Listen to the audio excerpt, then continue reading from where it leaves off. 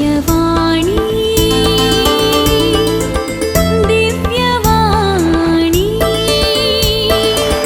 ದಿವ್ಯವಾಣಿ ದಿವ್ಯವಾಣಿ.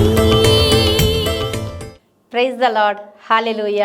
ಯೇಸುವೆ ಸ್ತೋತ್ರ, ಯೇಸುವೆ ವಂದನೆ, ಯೇಸುವೆ ಆರಾಧನೆ, ಯೇಸುವೆ ಮಹಿಮೆ. ಪ್ರಿಯರೇ, ಯೇಸುನಾಮದ ಆಶೀರ್ವಾದದೊಂದಿಗೆ ಎಲ್ಲರೂ ಚೆನ್ನಾಗಿದ್ದೀರಾ ಅಂತ ನಂಬ್ತೀನಿ. ನಾನು ಕೂಡ ಚೆನ್ನಾಗಿದ್ದೀನಿ. ನಿಮ್ಮ ಪ್ರಾರ್ಥನೆಯಿಂದ ನಿಮ್ಮೆಲ್ಲರ ಬೇಡಿಕೆ ಕೋರಿಕೆಗಳು ಯೇಸುನಾಮದಲ್ಲಿ ಈಡೇರಲಿಕ್ಕಾಗಿ ಈಗ ನಾವು ಪ್ರಾರ್ಥಿಸುವ. ಯೋಬನ ಪುಸ್ತಕ 42ನೇ ಅಧ್ಯಾಯ 15ನೇ ವಾಕ್ಯ ಹೇಳುತ್ತೆ, ಯೋಬನ ಮಕ್ಕಳಷ್ಟು ಸುಂದರವಾದ ಹೆಣ್ಣು ಮಕ್ಕಳು ಆ ನಾಡಿನಲ್ಲೆಲ್ಲೂ ಸಿಕ್ಕುತ್ತಿರಲಿಲ್ಲ. ಅವರ ತಂದೆ ಅಂದರೆ ಆ ಮಕ್ಕಳ ತಂದೆ ಯೋಬ ಅವರ ಅಣ್ಣ ತಮ್ಮಂದಿರಿಗೆ ಕೊಟ್ಟ ಹಾಗೆ ಅವರಿಗೂ ಸೊತ್ತನ್ನು ಹಂಚಿದನು. ಅಂದರೆ ಆ ಕಾಲದಲ್ಲೇ ಹೆಣ್ಣು ಮಕ್ಕಳಿಗೂ ಆಸ್ತಿಯಲ್ಲಿ ಪಾಲು ಸಿಕ್ಕುವ ಅಧಿಕಾರ ಆ ಕಾಲದಲ್ಲೇ ಇತ್ತು. ಎಷ್ಟೋ ಸಾವಿರ ವರ್ಷಗಳ ಹಿಂದೆ. ನಮಗೆ ಕಾರ್ಯಗತಗೊಂಡಿರೋದು ಇತ್ತೀಚೆಗೆ ಅಷ್ಟೇ. ಯೋಬ ಗಂಡು ಮಕ್ಕಳನ್ನು ಎಷ್ಟು ಪ್ರೀತಿಸ್ತಿದ್ನೋ ಅಷ್ಟೇ ಹೆಣ್ಣು ಮಕ್ಕಳನ್ನು ಕೂಡ ಪ್ರೀತಿಸ್ತಾ ಇದ್ದಿದ್ದಕ್ಕೆ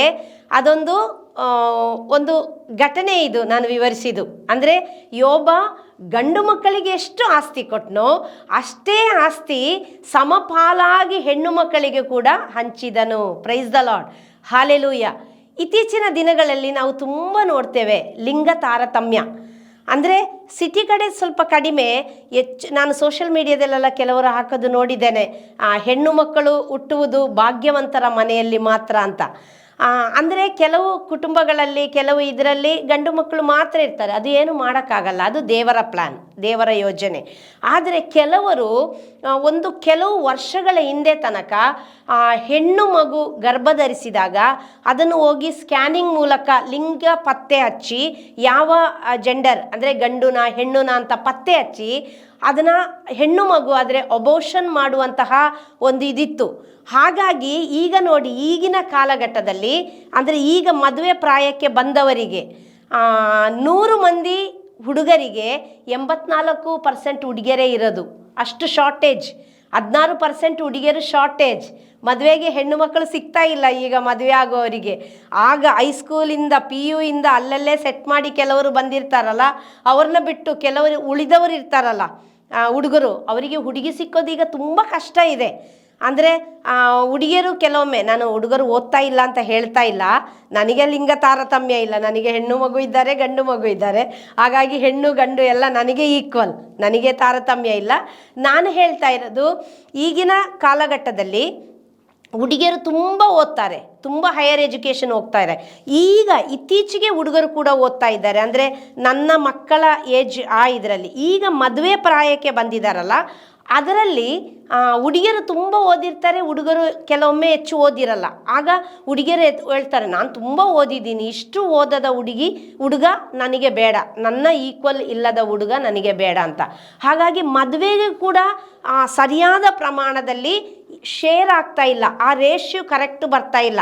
ಅಂದರೆ 5:5, 6:6 ಆ ರೀತಿ ರೇಷ್ಯೋ ಕರೆಕ್ಟ್ ಬರ್ತಾ ಇಲ್ಲ. ಈಗ ನೋಡಿ, 100ಕ್ಕೆ 16 ಹುಡುಗಿಯರು ಕಡಿಮೆ ಇರುವಾಗ ಅದರಲ್ಲಿ ಕೆಲವರು ಸಿಸ್ಟರ್ಸ್ ಆಗ್ತಾರೆ, ಕೆಲವರು ಫಾದರ್ಸ್ ಆಗ್ತಾರೆ, ಕೆಲವರು ಅಂದರೆ ಈಕ್ವಲ್ ರೇಷ್ಯೋ ಆಗದೆ ಈಗ ಎಷ್ಟೋ ಹುಡುಗರಿಗೆ ಮದುವೆ ಆಗ್ತಾ ಇಲ್ಲ. ಯಾಕೆಂದರೆ ಆ್ಯಸ್ ಎ ಪ್ರೋಲೈಫರ್ ನನ್ನ ಹತ್ರ ತುಂಬ ಜನ ಹೇಳ್ತಾರೆ, ಸಿಸ್ಟರ್ ನನ್ನ ಹುಡುಗ ಚೆನ್ನಾಗಿ ಓದಿದ್ದಾನೆ, ಒಂದು ಒಳ್ಳೆ ಹುಡುಗಿನೇ ಸಿಕ್ಕೋದಿಲ್ಲ ಸಿಸ್ಟರ್, ಯಾವ ಹುಡುಗಿನೂ ಕೇಳಿದ್ರು ಅವಳಿಗೆ ಅಲ್ಲೇ ಸೆಟ್ಟಾಗಿರ್ತದೆ, ಯಾರು ನನ್ನ ಮಗನ ನಾನು ತುಂಬ ಚಂದ ಸಾಕಿದೆ, ಭಯಭಕ್ತಿಯಲ್ಲಿ ಸಾಕಿದೆ, ಯಾವ ಲವ್ಗಿವು ಮಾಡಬೇಡ ಅಂತೇಳಿ ಸಾಕಿದೆ, ಈಗ ನೋಡಿದರೆ ಹುಡುಗಿನೇ ಸಿಗ್ತಾ ಇಲ್ಲ sister. Price the Lord, hallelujah, hallelujah. ಅದಕ್ಕೆ ಕಾರಣ ಏನು ಅಂತ ಹೇಳಿದರೆ, ಸುಮಾರು ಕೆಲವು ವರ್ಷಗಳ ಹಿಂದೆ ಲಿಂಗ ತಾರತಮ್ಯದಿಂದ ಹೆಣ್ಣು ಮಕ್ಕಳನ್ನು ಅಬೋಷನ್ ಮಾಡಿದ್ದು, ಗರ್ಭಪಾತ ಮಾಡಿದರ ಫಲ ಇವತ್ತು ಅದು ಸಿಗ್ತಾ ಇಲ್ಲ. ಅದರ ಪರಿಣಾಮ ಸುಮಾರು ಇದೆ. ಈಗ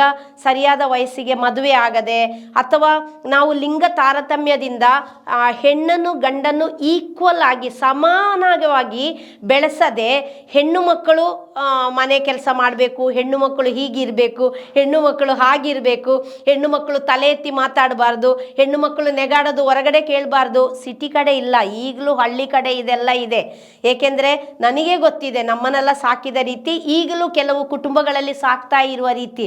ನಾವು ಹೇಳ್ತೀವಿ ಹೆಣ್ಣಿಗೆ ಏನು ಸ್ವಾತಂತ್ರ್ಯ ಬಂದಿದೆ, ಎಲ್ಲಿ ಬಂದಿದೆ ನನಗೆ ಈಗಲೂ ಅರ್ಥ ಆಗೋದಿಲ್ಲ. ಓಕೆ, ಅಂದರೆ ಆ ರೀತಿ ಬೆಳೆಸದ ಕಾರಣ ಈಗ ನೋಡಿ ಎಲ್ಲ ಕಡೆ ತುಂಬ ಕಡೆ ನಾವು ನೋಡ್ತೀವಿ ಅತ್ಯಾಚಾರಗಳು ಸಂಭವಿಸೋದು, ರೇಪ್. ಎವ್ರಿ ಹಾಫ್ ಆನ್ ಅವರಿಗೆ ಒಂದು ಹೆಣ್ಣು ಮಗಳು ಅತ್ಯಾಚಾರಕ್ಕೆ ಒಳಗಾಗ್ತಾ ಇದ್ದಾಳೆ. ತುಂಬ ನೋವಿನ ವಿಷಯ. ಅದಕ್ಕೆ ನಾವು ತಾಯಿಯರು, ಸ್ಪೆಷಲಿ ತಂದೆ ತಾಯಿಗಳಾದ ನಾವು ಏನು ಮಾಡಬೇಕು ಅಂತ ಹೇಳಿದರೆ, ಸಮಾಜ ಹೇಗೆ ಬೇಕಾದರೂ ಇರಲಿ, ಆದರೆ ನಾವು ತಂದೆ ತಾಯಿಗಳಾದ ನಾವು ನಮ್ಮ ಮಕ್ಕಳನ್ನು ಹೆಣ್ಣು ಒಂದು ಹೀಗೆ ಇರಬೇಕು, ಗಂಡು ಹೀಗೆ ಇರಬೇಕು, ನಾವು ಯಾವತ್ತೂ ಅದರಲ್ಲಿ ಬೆಳೆಸಬಾರ್ದು. ಅಂದರೆ ಮನೆ ಕೆಲಸ ಈಕ್ವಲ್ ಆಗಿ ಶೇರ್ ಮಾಡಿಕೊಡಿ. ಹುಡುಗ ಗುಡಿಸ್ತಾ ಇದ್ದರೆ ಹುಡುಗಿಗೆ ಪಾತ್ರೆ ತೊಳೆಯೋಕೆ ಹೇಳಿ, ಅಥವಾ ಹುಡುಗಿ ಗುಡಿಸ್ತಾ ಇದ್ದರೆ ಹುಡುಗನಿಗೆ ಪಾತ್ರೆ ತೊಳೆಯೋಕೆ ಹೇಳಿ. ಇತ್ತೀಚೆಗೆ ಕೆಲವು ಗಂಡಸರು ಸಹ ಅದು ಮಾಡ್ತಾ ಇದ್ದಾರೆ, ಹುಡುಗರು ಕೂಡ ಅದು ಮಾಡ್ತಾ ಇದ್ದಾರೆ. ತುಂಬ ಸಂತೋಷದ ವಿಷಯ. ಆದರೆ ಕೆಲವು ಮನೆಗಳಲ್ಲಿ ಈಗಲೂ ಇದೆ ಮೂಢನಂಬಿಕೆ.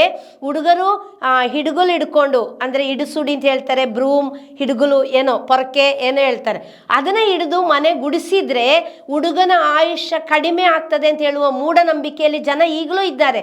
ಅವತ್ತು ನಾನೊಂದು ಕ್ರೈಸ್ತ ಮನೆಗೆ ಹೋಗಿದ್ದೆ. ಅದರಲ್ಲಿ ಹುಡುಗಿ ಹೇಳಿದ್ಲು ಅವರ ತಮ್ಮನ ಹತ್ರ, ಅವರ ಅಮ್ಮ ಹೇಳಿದರು ಹುಡುಗಿ ಹತ್ರ, ಮಗಳ ಹತ್ರ, ಸ್ವಲ್ಪ ಸಂಜೆ ಆಯ್ತಲ್ಲ, ಸ್ವಲ್ಪ ಮನೆ ಗುಡಿಸು, ಅಂಗಳ ಗುಡಿಸು.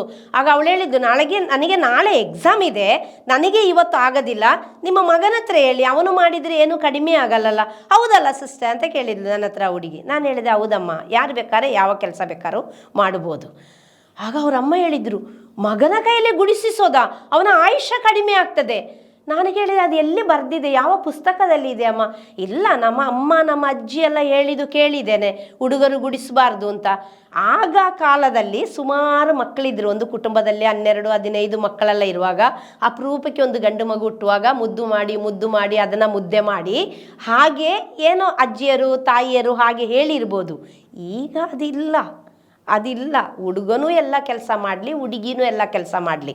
ಮತ್ತು ಹುಡುಗನಿಗೆ ಹೇಳಬೇಕು, ಒಂದು ನೀನು ನಿನ್ನ ತಾಯಿಯನ್ನು, ನಿನ್ನ ಸಹೋದರಿಯರನ್ನು ಹೇಗೆ ಪ್ರೀತಿಸ್ತೀಯೋ ಅದೇ ರೀತಿಯಲ್ಲಿ ಇನ್ನೊಂದು ಕುಟುಂಬದಲ್ಲಿ ಅವರ ತಾಯಿ, ಅವರ ಸಹೋದರಿಯರನ್ನು ಆ ಕುಟುಂಬದ ಮಗ ಕೂಡ ಹಾಗೆ ಪ್ರೀತಿಸ್ತಾನೆ. ನೋಡಿ, ನಿನ್ನ ತಾಯಿ ಅಥವಾ ನಿನ್ನ ಸಹೋದರಿ, ನಾನು ಹೇಳಿದ್ದು ತಪ್ಪಾಗಿದ್ದರೆ ಸಾರಿ, ನಿಮ್ಮ ಮುಂದೆ ಕೈ ಮುಗಿದು ನಾನು ಸಾರಿ ಕೇಳ್ತೇನೆ. ನಿಮ್ಮ ತಾಯಿ ಅಥವಾ ನಿಮ್ಮ ಸಹೋದರಿ ಒಂದು ಸ್ನಾನ ಮಾಡಿ ಹೊರಗಡೆ ಬರುವಾಗ ಬೈ ಮಿಸ್ಟೇಕ್ ಅರ್ಧಂಬರ್ಧ ಬಟ್ಟೆಯಲ್ಲಿ ಬಂದರೆ ನೀನು ಅವ್ರನ್ನ ಕಾಮದ ದೃಷ್ಟಿಯಲ್ಲಿ ನೋಡ್ತೀಯಾ? ಇಲ್ಲ ತಾನೆ? ಅದೇ ರೀತಿಯಲ್ಲಿ ಇನ್ನೊಂದು ತಾಯಿ, ಇನ್ನೊಂದು ಸಹೋದರಿ ಆ ರೀತಿಯಲ್ಲಿ ಬಂದರೆ ಅದು ಕೂಡ ನಿನ್ನ ತಾಯಿ ಮತ್ತು ಸಹೋದರಿ. ಕೆಲವರು ಹೇಳ್ತಾರೆ ಬಟ್ಟೆ ಹಾಕೋದ್ರಲ್ಲಿ ತಪ್ಪು, ಅದು ನಾನು ಜಡ್ಜ್ ಮಾಡಲ್ಲ, ಅದು ಅವರವರ ಇಷ್ಟ. ಇಡೀ ಪ್ರಪಂಚಕ್ಕೆ ಬೋಧನೆ ಮಾಡೋಕ್ಕೆ ನಮಗೆ ಆಗಲ್ಲ. ನನ್ನ ಕ್ಲೋಸ್ ಇರುವವರು ನನ್ನ ಮಕ್ಕಳಿಗೆ ನೀವು ಹೀಗೆ ಇರಿ ಅಂತ ನಾನು ಹೇಳ್ಬೋದು, ಇಡೀ ಪ್ರಪಂಚಕ್ಕೆ ನನ್ನಿಂದ ಹೇಳೋಕ್ಕಾಗಲ್ಲ. ಆದರೆ ಒಂದು ಬಟ್ಟೆ ಹಾಕೋದ್ರಲ್ಲಿ ನಿನ್ನ ದೃಷ್ಟಿ ಕೆಟ್ಟದಾಗಿರೋದ್ರಲ್ಲಿ ತಪ್ಪಿದೆ. ಏಕೆಂದರೆ ಒಂದು 8 ತಿಂಗಳ ಮಗು ರೇಪ್ ಆಗ್ತದೆ, 80 ವರ್ಷದ ಅಜ್ಜಿನ ರೇಪ್ ಮಾಡ್ತಾರೆ. ಅವರು ಯಾವ ಬಟ್ಟೆ ಹಾಕಿದ್ರಲ್ಲಿ ಅವನಿಗೆ ಆ ಕಾಮದ ದೃಷ್ಟಿ ಬಂತು? ನನಗೆ ಗೊತ್ತು, ಸೈಕಲಾಜಿಕಲಿ ನೋಡುವ ನೋಟದಿಂದ ಕಾಮ ಹುಕ್ಕಿ ಬರುತ್ತೆ ಅಂತ. ಅಂದರೆ ನಿನ್ನ ಅರ್ಧಂಬರ್ಧ ಬಟ್ಟೆ ಇರ್ಬೋದು, ಅದು ಇರ್ಬೋದು, ನಾನು ಅದನ್ನು ಜಡ್ಜ್ ಮಾಡೋದಿಲ್ಲ. ಓಕೆ, ಅದು ಅವರವರ ಇಷ್ಟ, ಅವರವರ ಕುಟುಂಬ ಅದನ್ನು ಬಿಟ್ಟರೆ ಅದು ಅವರವರು ಹಾಕ್ಬೋದು, ಅದು ಅವರವರಿದು. ಈಗ ಫಾರಿನಲ್ಲೆಲ್ಲ ಹೇಗಿದ್ದರೂ ಯಾರು ಅವ್ರನ್ನ ಕೆಟ್ಟ ದೃಷ್ಟಿಯಲ್ಲಿ ನೋಡಲ್ಲ. ಯಾಕೆ ಹೇಳಿ? ಅವರಿಗೆ ಅದು ಹುಟ್ಟಿದಾಗದಿಂದ ಅದು ನೋಡಿ ಬೆಳೆದಿದ್ದಾರೆ, ಅವರಿಗೆ ಹಾಗೆ ಬರಲ್ಲ. ಇಲ್ಲಿ ನಮಗೆ ಯಾಕೆ ಹಾಗೆ ಅಂತ ಹೇಳಿದರೆ, ನಾವು ಲಿಂಗ ತಾರತಮ್ಯದಲ್ಲಿ ಬೆಳೆಸಿದ್ದೀವಿ. ಹೆಣ್ಣು ಅಂದರೆ ಒಂದು ಭೋಗ ವಸ್ತು, ಹೆಣ್ಣು ಅಂದರೆ ಮಕ್ಕಳನ್ನೇ ಇರೋದು. ಈಗ ಹೆಣ್ಣು ಮಕ್ಕಳು ಕೆಲಸಕ್ಕೆ ಹೋಗೋದಾದರೂ ಅಲ್ಲಿ ಕೂಡ ಶೋಷಣೆಗೆ ಎಷ್ಟೋ ಮಕ್ಕಳು ಒಳಗಾಗ್ತಾ ಇದ್ದಾರೆ. ಹೊರಗಡೆ ಹೇಳಲ್ಲ, ಹೊರಗಡೆ ಹೇಳಿದರೆ ಅವಳ ಮಾನ ಮರ್ಯಾದನ 2-3 ಚೂರು ಮಾಡಿ ಮತ್ತೆ ಅವಳಿಗೆ ಜೀವನನೇ ಇಲ್ಲ, ಲೈಫೇ ಇಲ್ಲ, ಹಾಗೆ ಮಾಡಿ ಹಾಕಿ ಬಿಡ್ತಾರೆ. ನಾನು ಹೆಣ್ಣು ತಪ್ಪು ಗಂಡು ತಪ್ಪು ಅಂತ ಖಂಡಿತವಾಗಿಯೂ ಹೇಳ್ತಾ ಇಲ್ಲ, ನಾವು ಬೆಳೆಸೋದ್ರಲ್ಲಿ ತಪ್ಪಿದೆ ಅಂತ ನಾನು ಹೇಳ್ತಾ ಇದ್ದೀನಿ. ಅದು ಆ ಗಂಡು ಮಕ್ಕಳದು ಕೂಡ ತಪ್ಪಿಲ್ಲ. ತಂದೆ ತಾಯಿಯಾದ ನಾವು ನಮ್ಮ ಮಕ್ಕಳಿಗೆ ಯೇಸುವನ್ನು ಕೊಡದೆ, ದೇವರ ವಾಕ್ಯವನ್ನು ಕೊಡದೆ, ಸಂಸ್ಕಾರದಲ್ಲಿ ಬೆಳೆಸದೆ, ನಮ್ಮ ಮಕ್ಕಳಿಗೆ ಹೆಣ್ಣು ಗಂಡನ್ನು ಸಮಾನವಾಗಿ ನೋಡುವ ದೃಷ್ಟಿಕೋನವನ್ನು ನಾವು ತೋರಿಸಿಕೊಡದೆ ಇರುವ ಕಾರಣ ಇವತ್ತು ನಮ್ಮ ಮಕ್ಕಳು ಎಲ್ಲಿ ಹೊರಗಡೆ ಹೋದ್ರೂ ಅವರಿಗೆ ಒಂದು ಹುಡುಗಿ ಅಂದರೆ ಮೊದಲ ಕಾಲದಲ್ಲಿ ಒಂದು ಲವ್ ಅಂದರೆ ಎಲ್ಲೋ ಒಂದು ಹಂಸಿ ಹಿಂಗಿ ಇಣಕಿ ನೋಡೋದೋ ಒಂದು ಲೆಟರ್ ಕೊಡೋದೋ ಇತ್ತು ನಮ್ಮ ಕಾಲದಲ್ಲಿ ಅಲ್ಲ. ಈಗ ಹಂಗಿಲ್ಲ. ಲವ್ ಅಂದ್ರೇ ಸೆಕ್ಸ್. ಅದರ ಪರಿಣಾಮ ಏನು ಗೊತ್ತಾ, ನೋಡುವ ಹುಡುಗಿಯರು ಈಗ ಟಿಪ್ ಆಫ್ ದ ಫಿಂಗರಲ್ಲಿ ಎಲ್ಲ ಸಿಗ್ತದೆ, ಮೊಬೈಲಲ್ಲಿ ಎಲ್ಲ ಸಿಗ್ತದೆ. ಈ ಮಕ್ಕಳು ಬೋಲ್ಟ್ ಹಾಕೊಂಡು ಒಬ್ಬೊಬ್ಬರಿಗೆ ಒಂದೊಂದು ರೂಮ್ ಕೊಟ್ಟು ಬಿಡ್ತೇವೆ. ಮೊದಲೆಲ್ಲ ಬ್ರದರ್ ಜಾರ್ಜ್ ಯಾವಾಗಲೂ ಹೇಳ್ತಿದ್ರು, ಹಾಲಲ್ಲಿ ಎಲ್ಲರೂ ಮಲಗೋದು, ಸೆಂಟ್ರಲ್ ನಾ ಮಲ್ಕೊಂಡು ಎಲ್ಲರ ಬೆಡ್ಶೀಟ್ ನಾನೇ ಹೇಳ್ಕೊಳ್ತಿದ್ದೆ. ಆ ಕಡೆ ಎಳೆಯೋರು ಈ ಕಡೆ ಎಳೆಯೋರು, ಅವರಿಗೆ ಬೆಡ್ಶೀಟೇ ಇರ್ತಿರ್ಲಿಲ್ಲ. ಹಾಗೆ ಕೂಡು ಕುಟುಂಬವಾಗಿತ್ತು, ಎಷ್ಟು ಮಂದಿ ಇದ್ದರೂ ಒಂದೇ ಹಾಲಲ್ಲಿ ಮಲಗೋದು. ಈಗ ಹಂಗೆ ಅಲ್ಲ, ಪ್ರತಿಯೊಬ್ಬರಿಗೆ ಒಂದೊಂದು ಹಾಲ್, ಒಂದೊಂದು ರೂಮ್, ಅದರಲ್ಲಿ ಬೋಲ್ಟ್ ಹಾಕೊಂಡು ಅವ್ರು ಏನು ಮಾಡ್ತಾರೆ ಅಂತ ನಮಗೆ ಗೊತ್ತಾಗಲ್ಲ. ಆ ಟಿಪ್ ಆಫ್ ದ ಫಿಂಗರಲ್ಲಿ ಸಿಗ್ತದೆ. ಒಂದು ಹುಡುಗ, ಹೈಸ್ಕೂಲ್ ಹುಡುಗ ಹೇಳ್ತಿದ್ದ, ನಾನು ತುಂಬ ಬ್ಲೂ ಫಿಲಮ್ ನೋಡ್ತೀನಿ ಸಿಸ್ಟರ್. ಅವ್ರದ್ದು ತುಂಬ ಪ್ರೇಯರ್ಫುಲ್ ಕುಟುಂಬ. ಆ ಹುಡುಗ ನನಗೆ ಒಂದಿನ ಕಾಲ್ ಮಾಡಿ ಹೇಳ್ತಿದ್ದಾನೆ, ಸಿಸ್ಟರ್ ನಿಮ್ಮ ಹತ್ರ ಸ್ವಲ್ಪ ಶೇರ್ ಮಾಡಬೇಕು ನನಗೆ. ಏನು ಮಗನೇ? ಅವನು ಹೇಳ್ತಾನೆ, ಸಿಸ್ಟರ್ ನಾನು ತುಂಬ ಬ್ಲೂ ಫಿಲಮ್ ನೋಡ್ತೀನಿ ಸಿಸ್ಟರ್. ಈಗ ಯಾವ ಹೆಣ್ಣು ಮಕ್ಕಳನ್ನ ನೋಡಿದರೂ ನನಗೆ ಕೆಟ್ಟದ ದೃಷ್ಟಿಯಲ್ಲೇ ನಾನು ಕಾಣ್ತಾ ಇದ್ದೀನಿ. ಇವನ್ ನನ್ನ ಟೀಚರ್ನ ಕೂಡ, ನನ್ನ ಮಮ್ಮಿನ ಕೂಡ ನಾನು ಹಾಗೆ ನೋಡ್ತಾ ಇದ್ದೀನಿ. ನಂಬ್ತೀರಾ ನೀವು? ಪ್ರೇಯರ್ಫುಲ್ ಕುಟುಂಬದಲ್ಲಿ ಹುಟ್ಟಿದಂಥ ಒಂದು ಮಗು, 8th ಸ್ಟ್ಯಾಂಡರ್ಡ್ ಓದುವಂಥ ಒಂದು ಮಗು ಹೇಳ್ತಾ ಇದೆ, ಯಾವ ಹೆಣ್ಣು ಮಕ್ಕಳನ್ನ ನೋಡಿದರೂ ನನಗೆ ಕೆಟ್ಟ ದೃಷ್ಟಿಯಲ್ಲಿ ನೋಡುವ ಭಾವನೆ ಬಂದಿದೆ. ಯಾಕೆ ಹೇಳಿ? ಬ್ಲೂ ಫಿಲಮ್ದು ಪರಿಣಾಮ. ನಮ್ಮ ಮಕ್ಕಳು ಇವತ್ತು ಕೆಟ್ಟು ಹೋಗೋದಕ್ಕೆ ನಾವೇ ಕಾರಣ. ನಮ್ಮ ಮಕ್ಕಳಿಗೆ ಬೇಕಾಗಿದ್ದೆಲ್ಲವನ್ನು ನಾವು ಕೊಡ್ತಾ ಇದ್ದೀವಿ ರೀ. ಯೇಸುವನ್ನು ಕೊಡ್ತಾ ಇಲ್ಲ ಇವತ್ತು. ಈ 73 ಪುಸ್ತಕದ ಬೈಬಲನ್ನು ನಾವು ಕೊಡ್ತಾ ಇಲ್ಲ ಇವತ್ತು. ನಾವು ನಮ್ಮ ಮಕ್ಕಳಿಗೆ ಬೇಕಾಗಿದ್ದ ಎಲ್ಲ ಕರಿಕ್ಯುಲರ್ ಎಲ್ಲ ಆಕ್ಟಿವಿಟೀಸ್ ಕೊಡ್ತೀವಿ. ಸ್ವಿಮ್ಮಿಂಗ್, ಡ್ಯಾನ್ಸಿಂಗ್, ಡ್ರೈವಿಂಗ್, ಏನೇನು ಬೇಕು. ಮಮ್ಮಿ ನನಗೆ ಆ್ಯಪಲ್ ಫೋನ್ ಬೇಕು. 2 ದಿನ ಊಟ ಬಿಟ್ಟರೆ ಸಾಕು, ಅಪ್ಪನ ಹತ್ರ ಜಗ್ಲಾಡಿ ಮಮ್ಮಿ ತೆಕ್ಕೊಡ್ತಾರೆ. ಅಥವಾ ಮಮ್ಮಿ ಕೆಲಸಕ್ಕೆ ಹೋಗುವ ಮಮ್ಮಿ ಆದರೆ ಲೋನ್ ಮಾಡಿ, ಸಾಲ ಮಾಡಿ, ಏನಾದರೂ ಮಾಡಿ ತೆಕ್ಕೊಡ್ತಾರೆ. ಮಮ್ಮಿ ನನಗೆ ಬುಲ್ಲೆಟ್ ಬೈಕ್ ಬೇಕು. ಬುಲ್ಲೆಟ್ ಬೈಕ ಪುತ್ತ ಈಗಲೇ ಕೊಡಿಸ್ತೀನಿ. ಅವನು 2 ದಿನ ಹತ್ಕೊಂಡು ಮಲಗಿದರೆ ಸಾಕು, 3ನೇ ದಿನ ಕೊಡಿಸಿರ್ತಾರೆ. ಏನು ಬೇಕು ಎಲ್ಲ ಕೊಡಿಸ್ತೀವಿ. ಯೇಸುವನ್ನು ಬಿಟ್ಟು, ಒಳ್ಳೆ ಗುಣನಡತೆಗಳನ್ನು ಬಿಟ್ಟು. ಮಗು ಹೋಮ್ವರ್ಕ್ ಮಾಡೋದಾದರೆ ನೀನು ಹೋಮ್ವರ್ಕ್ ಮಾಡು, ಪ್ರೇಯರ್ ಬೇಡ ನಿನಗೆ. ಮಮ್ಮಿ ನನಗೆ ನಾಳೆ ಎಕ್ಸಾಮ್ ಇದೆ, ನನಗೆ ಇವತ್ತು ಪ್ರೇಯರಿಗೆ ಬರೋಕ್ಕಾಗಲ್ಲ. ಓಕೆ ಮಗ, ನೀನು ಓದು, ನಾನು ಇಲ್ಲಿ ಪ್ರೇಯರ್ ಮಾಡ್ತೀನಿ. ಹಾಗೆ ನಾವು ಕಲಿಸಿ ಕಲಿಸಿ ಕಲಿಸಿ ಕಲಿಸಿ ಕಲಿಸಿ ಈ ನಮ್ಮ ಮಕ್ಕಳಿಗೆ ನೋ ಅಂತ ಹೇಳದೆ ನಾವು ಕಲಿಸಿ ಬೆಳೆಸಿ, ಇವತ್ತು ನಮ್ಮ ಮಕ್ಕಳು ಹೇಗೆ ಇದ್ದರು, ಏನು ಮಾಡಿದರು, ನಾವು ಅದನ್ನು ಏನು ಹೇಳೋದು ಕವರ್ ಮಾಡ್ತಾ ಇದ್ದೀವಿ. ಅವರ ತಪ್ಪುಗಳನ್ನೆಲ್ಲ ಇವತ್ತು ನಾವು ಕವರ್ ಮಾಡುವ ಕಾರಣ ಸಮಾಜದಲ್ಲಿ, ಸೊಸೈಟಿಯಲ್ಲಿ ಈಗಲೂ ಹೆಣ್ಣು ಕೀಳು ಗಂಡು ಮೇಲು ಅಂತ ಬರುವ ಪರಿಣಾಮ. ಒಂದು ಹೆಣ್ಣು ಮಗಳನ್ನ ಮದುವೆ ಮಾಡಿಸಿ ಹೋದ ತಕ್ಷಣ ನಾವೀಗ ಏನು ಹೇಳ್ತೀವಿ ಗೊತ್ತಾ, ವರದಕ್ಷಿಣೆ ಅಂತ ಹೇಳಿದರೆ ತುಂಬ ತಪ್ಪು. ಅದು ನನಗೂ ಗೊತ್ತು, ನಿಮಗೂ ಗೊತ್ತು. ಓಕೆ, ಎಲ್ಲ ಕಡೆ ಕೇಳಿರ್ತೀವಿ ಸಹ. ಅದಕ್ಕೆ ಈಗ ಒಂದು ಐಡಿಯಾ ಮಾಡಿದ್ದಾರೆ, ಯಾರು ಬಾಯಿ ಬಿಟ್ಟು ವರದಕ್ಷಿಣೆ ಕೇಳಲ್ಲ. ಏನು ಹೇಳ್ತಾರೆ, ನಿಮಗೆ ಏನು ಕೊಡಬೇಕೋ ಕೊಡಿ, ಅದು ನಿಮ್ಮ ಮಗಳಿಗೆ ಇರೋದೆ. ಇಂಡೈರೆಕ್ಟ್ ಆಗಿ ವರದಕ್ಷಿಣೆ. ಪಾಪದ ಅಪ್ಪ ಸಾಲ ಸೋಲ ಮಾಡಿ ಅವರ ಕೈಯಲ್ಲಿ ಎಷ್ಟಾಗುತ್ತೋ ಅಷ್ಟು ಮಾಡಿ ಕಳಿಸಿದ ಮೇಲೆ ಸಹ ಮನೆಯಲ್ಲಿ ಇದು ತೆಕ್ಕೊಂಬ, ನನ್ನ ಮಗನಿಗೆ ನೀವು ಕಾರು ಕೊಡಿಸಿಲ್ಲ, ಕಾರು ಕೊಡಿಸಿ, ನನ್ನ ಮಗನಿಗೆ ಬೈಕ್ ಕೊಡಿಸಿಲ್ಲ, ಬೈಕ್ ಕೊಡಿಸಿ. ಹಾಗೆ ಹೇಳಿ ಹೇಳಿ ಹೇಳಿ ಅವಳಿಗೆ ಹಿಂಸೆ ಮಾಡಿ ಮಾಡಿ ಮಾಡಿ ಇವತ್ತು ಎಷ್ಟೋ ಹೆಣ್ಣು ಮಕ್ಕಳು ಸುಸೈಡ್ ಮಾಡ್ಕೊಳ್ತಾ ಇದ್ದಾರೆ. ಅದೇ ರೀತಿಯಲ್ಲಿ ನಾನು ಹೇಳ್ತೀನಿ, ಇವತ್ತು ಹೆಣ್ಣು ಮಕ್ಕಳಿಗೆ ಸಹ ಫ್ರೀಡಮ್ ಜಾಸ್ತಿ ಕೊಡುವ ಕಾರಣ ಓದ ಕುಟುಂಬ ನನ್ನ ಕುಟುಂಬ ಅಂತ ನೆನೆಸೋದಿಲ್ಲ ಹೆಚ್ಚು ಹೆಣ್ಣು ಮಕ್ಕಳು. ಇದು ನನ್ನ ಕುಟುಂಬ. ನಿನ್ನ ತಾಯಿನ, ತಂದೆನ, ನಿನ್ನ ಅಕ್ಕ ತಂಗಿನ, ನಿನ್ನ ಅಣ್ಣ ತಮ್ಮನ ನೀನು ಪ್ರೀತಿಸ್ತೀಯ. ಇಲ್ಲಿ ಬಂದು ನಿನ್ನ ಅತ್ತೆ ಮಾವನ, ನಿನ್ನ ನಾದಿನಿನ, ನಿನ್ನ ಮೈದನ ನೀನು ಪ್ರೀತಿ ಮಾಡೋದಿಲ್ಲ. ಅದರ ಪರಿಣಾಮ ನಿನಗೆ ನಿನ್ನ ಗಂಡ ಮಾತ್ರ ಸಾಕು, ನಿನ್ನ ಕುಟುಂಬ ಮಾತ್ರ ಸಾಕು, ನಿನ್ನ ಮಕ್ಕಳು ಮಾತ್ರ ಸಾಕು. ಓಕೆ, ಆದರೆ ನಿನಗೆ ಒಂದು ಒಳ್ಳೆ ಗಂಡನ ಎತ್ತಿಕೊಟ್ಟ ತಂದೆ ತಾಯಿ ಇದ್ದಾರಲ್ಲ, ಅದು ಸಹ ನಿನ್ನ ತಂದೆ ತಾಯಿ ಥರ. ಅವ್ರನ್ನ ಬೀದಿಗೆ ಹಾಕಿ ನೀನು ಅಲ್ಲಿ ಹೋಗಿ ಸುಖ ಅನುಭವಿಸಿ ಏನು ಪ್ರಯೋಜನ?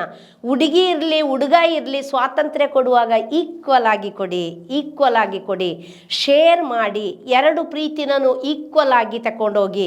ಹೆಣ್ಣು ಗಂಡನ್ನು ಒಂದು ಚಕ್ರದಾಗೆ, ಒಂದು ಗಾಡಿ 2 ಚಕ್ರದಾಗೆ ಈಕ್ವಲಿಸಮಲ್ಲಿ ಬೆಳೆಸಿ. ಕೆಲವೊಮ್ಮೆ ನಾವು ಚಿಕ್ಕ ಮಕ್ಕಳನ್ನ ಸ್ವಲ್ಪ ಮುದ್ದು ಮಾಡೋದು ಜಾಸ್ತಿ ಇರುತ್ತೆ, ಅದು ಪರವಾಗಿಲ್ಲ ಅಂತ ನಾನು ನೆನೆಸ್ಕೊಳ್ತೀನಿ ಕೆಲವೊಮ್ಮೆ. ಏಕೆಂದರೆ ಚಿಕ್ಕ ಮಕ್ಕಳಿಗೆ ಕೆಲವೊಮ್ಮೆ, ಈಗ ನನ್ನ ಮನೆಯಲ್ಲಿ ನನ್ನ ಮಗ ಹುಟ್ಟುವಾಗ ಅಂದರೆ ಅವನು ಪ್ರೀ ಮೆಚೂರ್ಡ್ ಅಲ್ಲ, ಆದರೆ 5 ತಿಂಗಳಲ್ಲೇ ಅವನ ಹೆಡ್ ಫಿಕ್ಸ್ ಆಗಿ ಅವನಿಗೆ ಸರಿ ಹೆಲ್ತ್ ಇಶ್ಯೂಸ್ ಅಲ್ಲ, ಹೊಟ್ಟೆಯಲ್ಲೇ ಇದ್ದು ಮತ್ತೆ ಹೊರಗಡೆ ಈ ಲೋಕಕ್ಕೆ ಬಂದ ಮೇಲೆ ಯಾವಾಗಲೂ ಬ್ರೊಂಕೈಟಿಸ್, ಅಲರ್ಜಿ, ವೀಸಿಂಗ್ ಪ್ರಾಬ್ಲಮ್. ಹಾಗೆ ನಾನು ಅವನ ಸ್ವಲ್ಪ ಜಾಸ್ತಿ ಮುದ್ದು ಮಾಡ್ತಿದ್ದೆ. ಅದು ನನ್ನ ಮಗಳಿಗೆ ಸಹ ಗೊತ್ತಿತ್ತು. ನಾನು ಹೇಳ್ತಿದ್ದೆ ತಮ್ಮನಿಗೆ, ಅವಳಿಗೆ ಯಾವಾಗಲೂ ಹೇಳ್ತಿದ್ದೆ ನಾನು, ತಮ್ಮನಿಗೆ ಯಾಕೆ ಸ್ವಲ್ಪ ಕೇರ್ ಜಾಸ್ತಿ ಮಾಡ್ತೀನಂದರೆ ಅವನಿಗೀಗ ಸ್ವಲ್ಪ ನೀರಲ್ಲಿ ಬಿಟ್ಟರೆ, ಸ್ವಲ್ಪ ನೀರಲ್ಲಿ ಆಟ ಆಡಿದರೆ, ಸ್ವಲ್ಪ ಬೆವರಿದ್ರೆ ಅವನಿಗೆ ಅಲರ್ಜಿ ಆಗ್ತದೆ, ಮತ್ತು ವೀಸಿಂಗ್ ಸ್ಟಾರ್ಟ್ ಆಗ್ತದೆ, ಮತ್ತು ಅಡ್ಮಿಟ್ ಮಾಡಬೇಕು, ಆ ಥರ ಅವಸ್ಥೆ ಇದ್ದ ಕಾರಣ ಅವನ ಸ್ವಲ್ಪ ಮುದ್ದು ಮಾಡೋದು. ಅವನಿಗೆ 2 ತಾಯಿ ಥರ, ನಾನು ಇದ್ದೀನಿ, ನೀನು ಸಹ ಇದೆಯಾ, ಹಾಗೆ ನಾವು ಬೆಳೆಸೋಣ ಅವನಿಗೆ ಅಂತ ನನ್ನ ಮಗಳಿಗೆ ಕೂಡ ಅದು ಹೇಳಿ ಹೇಳಿ ಹೇಳಿ ಮೆಂಟಲಿ ಫಿಕ್ಸ್ ಮಾಡಿ ನಾನು ಅವನನ್ನು ಸ್ವಲ್ಪ ಕೇರ್ ತಗೊಂಡು ಜಾಸ್ತಿ ಬೆಳೆಸಿದ್ದು. ಆದರೆ ಬೈಯುವಾಗ ಇಬ್ಬರಿಗೂ ಈಕ್ವಲ್ ಆಗಿ ಬೈಯೋದು, ಹೊಡೆಯುವಾಗ ಇಬ್ಬರಿಗೂ ಈಕ್ವಲ್ ಆಗಿ ಹೊಡೆಯೋದು. ಒಬ್ಬರು ತಪ್ಪು ಮಾಡಿದರೆ ಇಬ್ಬರಿಗೂ ಬೀಳ್ತಿತ್ತು. ಇಬ್ಬರು ಒಟ್ಟಿಗೆ ಪ್ರೇಯರ್ ಮಾಡಬೇಕು, ಇಬ್ಬರು ಒಟ್ಟಿಗೆ ಬೈಬಲ್ ಓದಬೇಕು, ಇಬ್ಬರು ಒಟ್ಟಿಗೆ ಸ್ಕೂಲಿಗೆ ಹೋಗೋದು. ಹಾಗೆ ಎಲ್ಲವೂ ಈಕ್ವಲಿಸಮಲ್ಲೇ ಬೆಳೆಸಿದ್ದು. ಅದರ ಪರಿಣಾಮ ಗಂಡು ಹೆಣ್ಣು ಅಂತ ಹೇಳುವ ತಾರತಮ್ಯನೇ ಇಲ್ಲ. ಅವನಿಗೆ ನಾನು ಮನೆಯಿಂದ ಏನು ಕೆಲಸ ಕಲಿಸಿರಲಿಲ್ಲ, ಯಾಕೆಂದರೆ ಹುಷಾರಿಲ್ಲ ಅಂತ. ಆದರೆ ಆಸ್ಟ್ರೇಲಿಯಾ ಹೋದ್ಮೇಲೆ ಅವನು ಎಲ್ಲ ಮಾಡ್ಕೊಳ್ತಾನೆ, ಎಲ್ಲ ನೋಡಿ ಕಲ್ತಿದ್ದಾನೆ. ನಾನು ಮೈಂಡಲ್ಲಿ ಕೂಡ ಫಿಕ್ಸ್ ಮಾಡಿದ್ದೆ, ಇಲ್ಲಿ ನಿನಗೆ ಮಾಡಿಕೊಡೋಕ್ಕೆ ಎಲ್ಲರಿದ್ದಾರೆ, ಅಲ್ಲಿ ಯಾರು ಬರೋದಿಲ್ಲ, ನೀನೇ ಮಾಡ್ಕೋಬೇಕು. ಮಾಡ್ಕೊಳ್ತೀನಿ ಮಮ್ಮಿ ಅಂತ ಹೇಳ್ದ. ನಮಗೆಲ್ಲ ಆಶ್ಚರ್ಯ. 4 ಇಯರ್ಸಿಂದ ಅವನೇ ಕುಕ್ ಮಾಡ್ಕೊಳ್ತಾನೆ, ಅವನೇ ತಿಂತಾನೆ, ಅವನ ರೂಮ್ ಅವನೇ ಕ್ಲೀನ್ ಮಾಡ್ತಾನೆ, ಅವನ ಬಟ್ಟೆ ಅವನೇ ವಾಶ್ ಮಾಡ್ತಾನೆ, ಎಲ್ಲ ಕೆಲಸ ಕಾರ್ಯಗಳನ್ನ ಅವನೇ ಮಾಡ್ತಾನೆ. ನನ್ನ ಮಗಳು ಹೇಳ್ತಾಳೆ, ಮಮ್ಮಿ ಅವನ ರೂಮಿಗೆ ಹೋದರೆ ಎಷ್ಟು ಕ್ಲೀನ್ ಇಟ್ಟಿದ್ದಾನೆ ಗೊತ್ತಾ ಅವನ ರೂಮ್. ಏಕೆ ಅಂತ ಹೇಳಿದರೆ ನಾವು ಬೆಳೆಸುವ ರೀತಿ ನೀತಿಗಳು ಅದಕ್ಕಿಂತ ಹೆಚ್ಚಾಗಿ ಅವನು ತುಂಬ ಬ್ರದರ್ ಟಿ ಕೆ ಜಾರ್ಜ್ ಜೊತೆ ಬೆಳೆದ ಕಾರಣ ಅವನು 2nd ಸ್ಟ್ಯಾಂಡರ್ಡ್ ಇದ್ದಾಗ ಬ್ರದರ್ ಟಿ ಕೆ ಜಾರ್ಜ್ ನಮ್ಮ ಮನೆಗೆ ಬಂದಿದ್ದು. ಅವ್ರ ಜೊತೆ ಬೆಳೆದ ಕಾರಣ ಅವನು ತುಂಬ ದೇವರ ವಾಕ್ಯದಲ್ಲಿ ಬೆಳೆದ. ನಾನು ಅವರು ಚಿಕ್ಕದಲ್ಲಿರುವಾಗ ಎಲ್ಲೆಲ್ಲ ರಿಟ್ರೀಟ್ ಉಂಟು ಅಲ್ಲಿಗೆಲ್ಲ ನನ್ನ ಮಕ್ಕಳನ್ನ ಕರ್ಕೊಂಡು ಹೋಗ್ತಾ ಇದ್ದೆ. ದೇವರ ವಾಕ್ಯದಲ್ಲಿ ಬೆಳೆಯೋಕ್ಕೆ ಶುರು ಮಾಡಿದ್ರು, ಸಂಸ್ಕಾರಗಳಲ್ಲಿ ಬೆಳೆಯೋಕ್ಕೆ ಶುರು ಮಾಡಿದ್ರು, ಪಾಪ ನಿವೇದನೆ ಮಾಡ್ತಾ ಇದ್ರು. ಪ್ರತಿದಿನ ಬೈಬಲ್ ಓದದೆ ಮಲಗಲಿಕ್ಕಿಲ್ಲ, ಪ್ರೇಯರ್ ಮಾಡದೆ ಮಲಗಲಿಕ್ಕಿಲ್ಲ, ಬೆಳಿಗ್ಗೆ ಪ್ರೇಯರ್ ಮಾಡದೆ ಸ್ಕೂಲಿಗೆ ಕಾಲೇಜಿಗೆ ಹೋಗ್ಲಿಕ್ಕಿಲ್ಲ. ಹಾಗೆ ಬೆಳೆಸಿದ್ದು. ನಾನೇನು ದೊಡ್ಡ ವಿಷಯ ಅಂತ ಹೇಳ್ತಾ ಇಲ್ಲ. ನಾನು ಕಾನ್ವೆಂಟಲ್ಲಿ ಬೆಳೆದ ಕಾರಣ ನನಗೆ ಪ್ರಾರ್ಥನಾ ಜೀವನ ಅಲ್ಲಿಂದಲೇ ಶುರುವಾಯಿತು. ಮತ್ತು ನನಗೆ ಸಿಕ್ಕಿದ ತಂಡ ಯೇಸು ಸ್ಪರ್ಶ ತಂಡ. ನಿಮಗೆ ಗೊತ್ತುಂಟು father Franklin, brother T K George ಎಷ್ಟು ಪ್ರೇಯರ್ಫುಲ್ ಅಂತ. ಅವರ ಹತ್ರ ಬೆಳೆದು ಹಾಗೆ ನನಗೆ ಜೀವ ಅಂದರೆ ಏನು, ಜೀವನ ಅಂದರೆ ಏನು, ಕುಟುಂಬ ಅಂದರೆ ಏನು, ಹೇಗೆ ಕಟ್ಟಬೇಕು, ಒಂದೊಂದು ಧ್ಯಾನಕೂಟ ನಾನು ಕೊಡುವ ಧ್ಯಾನಕೂಟಕ್ಕೆ ಹೋದರೂ ಕೂಡ father Franklin, brother T K George, Roman Pinto father, ಇನ್ನು ಯಾರೇ ಆಗಲಿ ಯಾರು ಟಾಕು ಕೊಡುವಾಗ ಸಹ ನಾನು ಎದ್ದು ಹೋಗಲ್ಲ. ನನಗೆ ಕೂಡ ಅದೊಂದು ಧ್ಯಾನಕೂಟ ಅಂತ ಹೇಳಿ ನಾನು ಕೂರ್ತಾ ಇದ್ದೆ. ಪ್ರತಿಯೊಂದು ಧ್ಯಾನಕೂಟನೂ ನನಗೆ ಹೊಸತನದಿಂದ ತುಂಬಿಸುವ ಹಾಗೆ ನನಗೆ ಅನ್ನಿಸ್ತಾ ಇತ್ತು. ಅದರಲ್ಲಿ ನಾನು ಕಲಿಯೋಕ್ಕೆ ಶುರು ಮಾಡಿದೆ.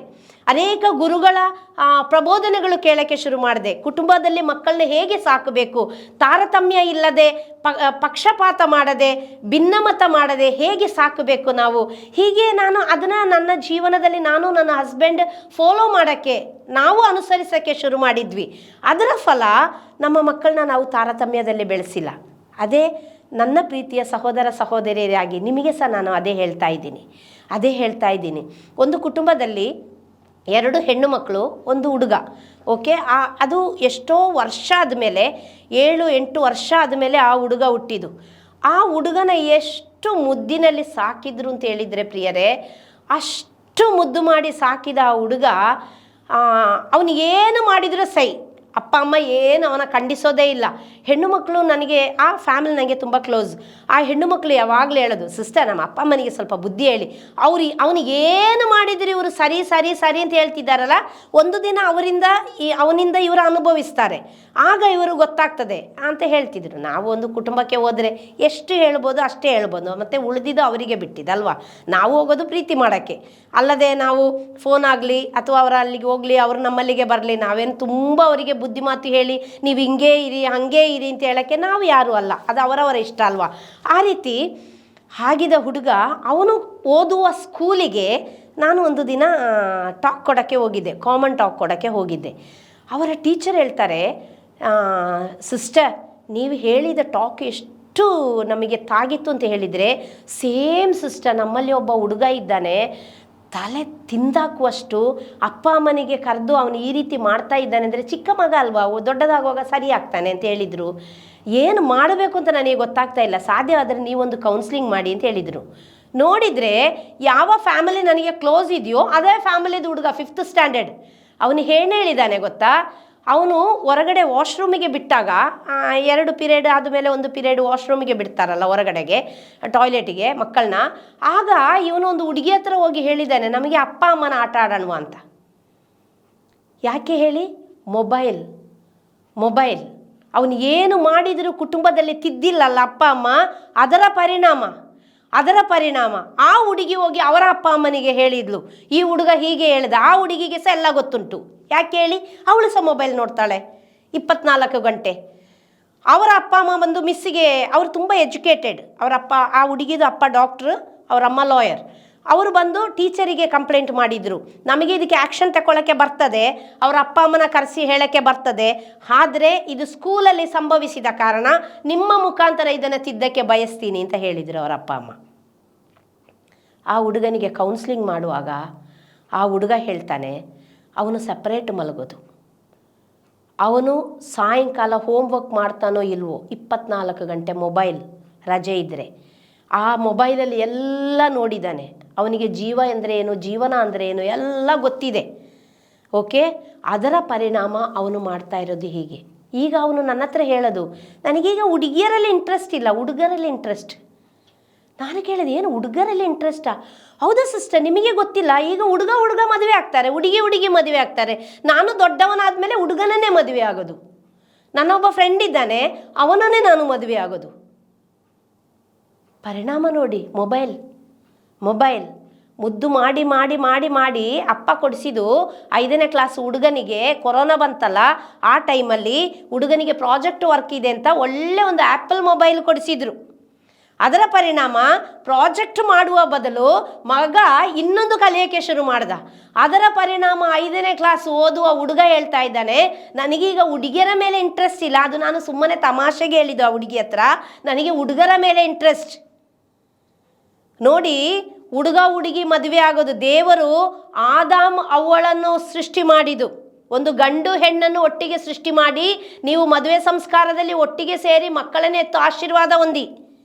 ಓಕೆ, ಹುಡುಗಿನ ಮದುವೆ ಆಗೋದಾದರೆ ಆದಾಮನಿಗೆ ಆದಾಮನನ್ನು, ಅವ್ವಳಿಗೆ ಅವ್ವಳನ್ನೇ ದೇವರು ಸೃಷ್ಟಿ ಮಾಡ್ತಿದ್ರು. ಅದಕ್ಕೆ ಇವತ್ತು ನಮ್ಮ ಮಕ್ಕಳು ಕೆಟ್ಟೋಗ್ತಾ ಇರೋದು. ಮತ್ತೆ 10 ಕರೆದು ಗೋಳಾಡಿ, ಸಿಸ್ಟರ್ ಕೌನ್ಸ್ಲಿಂಗ್ ಮಾಡಿ, ಫಾದರ್ ಕೌನ್ಸ್ಲಿಂಗ್ ಮಾಡಿ, ಬ್ರದರ್ ಕೌನ್ಸ್ಲಿಂಗ್ ಮಾಡಿ, ಏನು ಯೂಸ್ ಇಲ್ಲ ರೀ, ಏನು ಯೂಸ್ ಇಲ್ಲ. ಮಕ್ಕಳು ತಪ್ಪು ಮಾಡುವಾಗ ಇದು ತಪ್ಪು ಅಂತೇಳಿ ತಿದ್ದಬೇಕು ನಾವು. ಮಕ್ಕಳಿಗೆ ಯೇಸುವನ್ನು ಡೈಲಿ ಕೊಡಬೇಕು, ಮಕ್ಕಳನ್ನು ಸ್ಪರ್ಶಿಸಿ ಪ್ರೀತಿ ಮಾಡಬೇಕು, ಮಕ್ಕಳ ಹತ್ರ ಕೂತು ನಾವು ಮಾತಾಡಬೇಕು. ಲೋಕ ಇಡೀ ನಾವು ಮಾತಾಡ್ತೀವಿ, ಕಂಡವ್ರ ಮಕ್ಕಳು ಲವ್ ಮಾಡ್ತಿದ್ದಾರೆ, ಕಂಡವ್ರ ಮಕ್ಕಳು ದಾರಿ ತಪ್ತಾ ಇದ್ದಾರೆ, ನಮಗೆ ಗೊತ್ತಿರುತ್ತೆ. ನಮ್ಮ ಮಕ್ಕಳು ಇಲ್ಲಿ ಹಾಳಾಗಿ ಎಕ್ಕುಟ್ಟು ಹೋಗಿರ್ತಾರೆ, ಅದು ನಮಗೆ ಗೊತ್ತಾಗಲ್ಲ. ನಮ್ಮ ಮುಂದೆ ನಮ್ಮ ಮಕ್ಕಳು ಸಂತ ತುಕಾರಾಮರ ಥರ ಇರ್ತಾರೆ. ಈ ಮಕ್ಕಳು ಯಾರಾದರೂ ಈ ಟಾಕ್ ಕೇಳಿದರೆ, ಈ ಆಂಟಿಗೆ ಯಾಕೆ ಬೇಕಿತ್ತು ಇದೆಲ್ಲ, ನಮ್ಮ ಅಪ್ಪ ಅಮ್ಮ ಮರ್ಯಾದೆಗೆ ನಮ್ಮನ್ನು ಬಿಟ್ಟಿದ್ರು ಹಾಳಾಗಕ್ಕೆ, ಇವರು ಬಂದು ಏನು ಸರಿ ಮಾಡ್ತಿದ್ದಾರೆ? ಇಲ್ಲ ಮಕ್ಕಳೇ, ನೀವು ಸರಿ ಆಗಬೇಕು. ನಿಮ್ಮ ಅಪ್ಪ ಅಮ್ಮ ನಿಮಗೆ ಫೀಸ್ ಕಟ್ಟೋದು, ಕೂಲಿ ಮಾಡಿ ನಾಲಿ ಮಾಡಿ ಒಂದು ಆಫೀಸ್ ಕೆಲಸಕ್ಕೆ ಹೋದರೂ ಚೀತು ಅಂತ ಉಗಿಸ್ಕೊಂಡು ತುಂಬ ಕಷ್ಟಪಟ್ಟು ನಿಮ್ಮ ಫೀಸ್ ಕಟ್ಟಿ ನಿಮಗೆ ಬೇಕಾಗಿದೆಲ್ಲ ಕೊಡ್ತಾ ಇದ್ದಾರೆ. ಬೈಬಲ್ ಓದಿ ಡೈಲಿ ಒಂದು ಅಧ್ಯಾಯ. ಆದಷ್ಟು ಬಲಿಪೂಜೆಗೆ ಹೋಗಿ, ತಂದೆ ತಾಯಿಗೆ ವಿಧೇಯರಾಗಿ, ಗುರು ಹಿರಿಯರಿಗೆ ವಿಧೇಯರಾಗಿ, ಸಭೆಗೆ ವಿಧೇಯ ಮಕ್ಕಳಾಗಿ ನಡೀರಿ. ತಂದೆ ತಾಯಿಗಳೇ, ಯಾವ ಮಕ್ಕಳನ್ನು ಮುದ್ದು ಮಾಡಿ ಮುದ್ದೆ ಮಾಡಬೇಡಿ. ಚಿಕ್ಕದರಲ್ಲೇ ಮೊಬೈಲ್ ಕೊಡೋದು, ಚಿಕ್ಕದರಲ್ಲೇ ಊಟ ಮಾಡಬೇಕಾದ್ರೆ ಇವತ್ತು ಮಕ್ಕಳು ಮೊಬೈಲ್ ಕೊಟ್ಟರೆ ಊಟ ಮಾಡೋದು, ಇಲ್ಲದಿದ್ದರೆ ಊಟ ಮಾಡೋದಿಲ್ಲ. ಮೊನ್ನೆ ಒಂದು ಮನೆಯಲ್ಲಿ ಹೇಳ್ತಾ ಇದ್ರು, ಒಂದು ಅಮ್ಮ, ಅವರು ತರಕಾರಿ ಸೊಪ್ಪು, ತರಕಾರಿ ವೆಜ್ ನಾನ್ ವೆಜ್ ಏನು ತಿನ್ನಲ್ಲ, ಮೊಬೈಲ್ ಕೊಟ್ಟರೆ ಅದನ್ನು ನೋಡಿಕೊಂಡು ಅವರು ನುಗ್ಗೋದೇ ಗೊತ್ತಾಗೋದಿಲ್ಲ, ಏನು ಕೊಟ್ಟರು ನುಂಗುತ್ತಾರೆ. ಮೊದಲೆಲ್ಲ ಒಂದು ಕಾಲ ಇತ್ತು, ಹೊರಗಡೆ ಚಂದಮಾಮನ ತೋರಿಸಿ, ಕತೆ ಹೇಳಿ, ನಾಯಿನ ತೋರಿಸಿ, ಬೆಕ್ಕುನ ತೋರಿಸಿ ಊಟ ಕೊಡ್ತಾ ಇದ್ರು. ನಾವೆಲ್ಲ ಹಾಗೆ ಮಾಡ್ತಾ ಇದ್ದಿದ್ದು. ನಮ್ಮ ಮಕ್ಕಳು ಬೆಳೆದು ಬರುವಾಗ ಮೊಬೈಲ್ ಇರಲಿಲ್ಲಲ್ಲ, ಹಾಗೆ. ಆದರೆ ಈಗ ಹಾಗೆ ಅಲ್ಲ, ಮೊಬೈಲಲ್ಲಿ ಒಂದು ಕಾರ್ಟೂನ್ ಹಾಕಿ ಕೊಡೋದು, ಅಥವಾ ಅವರಿಗೆ ಏನು ಬೇಕು ರೈಮ್ಸ್ ಹಾಕಿ ಕೊಡೋದು, ಏನು ಬೇಕು ಅದನ್ನು ಹಾಕಿ ಕೊಡೋದು. ನೋಡ್ರಿ, 1.5-2 ವರ್ಷದ ಮಕ್ಕಳ ಕೈಯಲ್ಲಿ ಒಂದು ಮೊಬೈಲ್ ಕೊಟ್ಟರೆ ಬಿಚ್ಚಿ ರೀಸೆಟ್ ಮಾಡಿ ಕೊಡ್ತಾರೆ.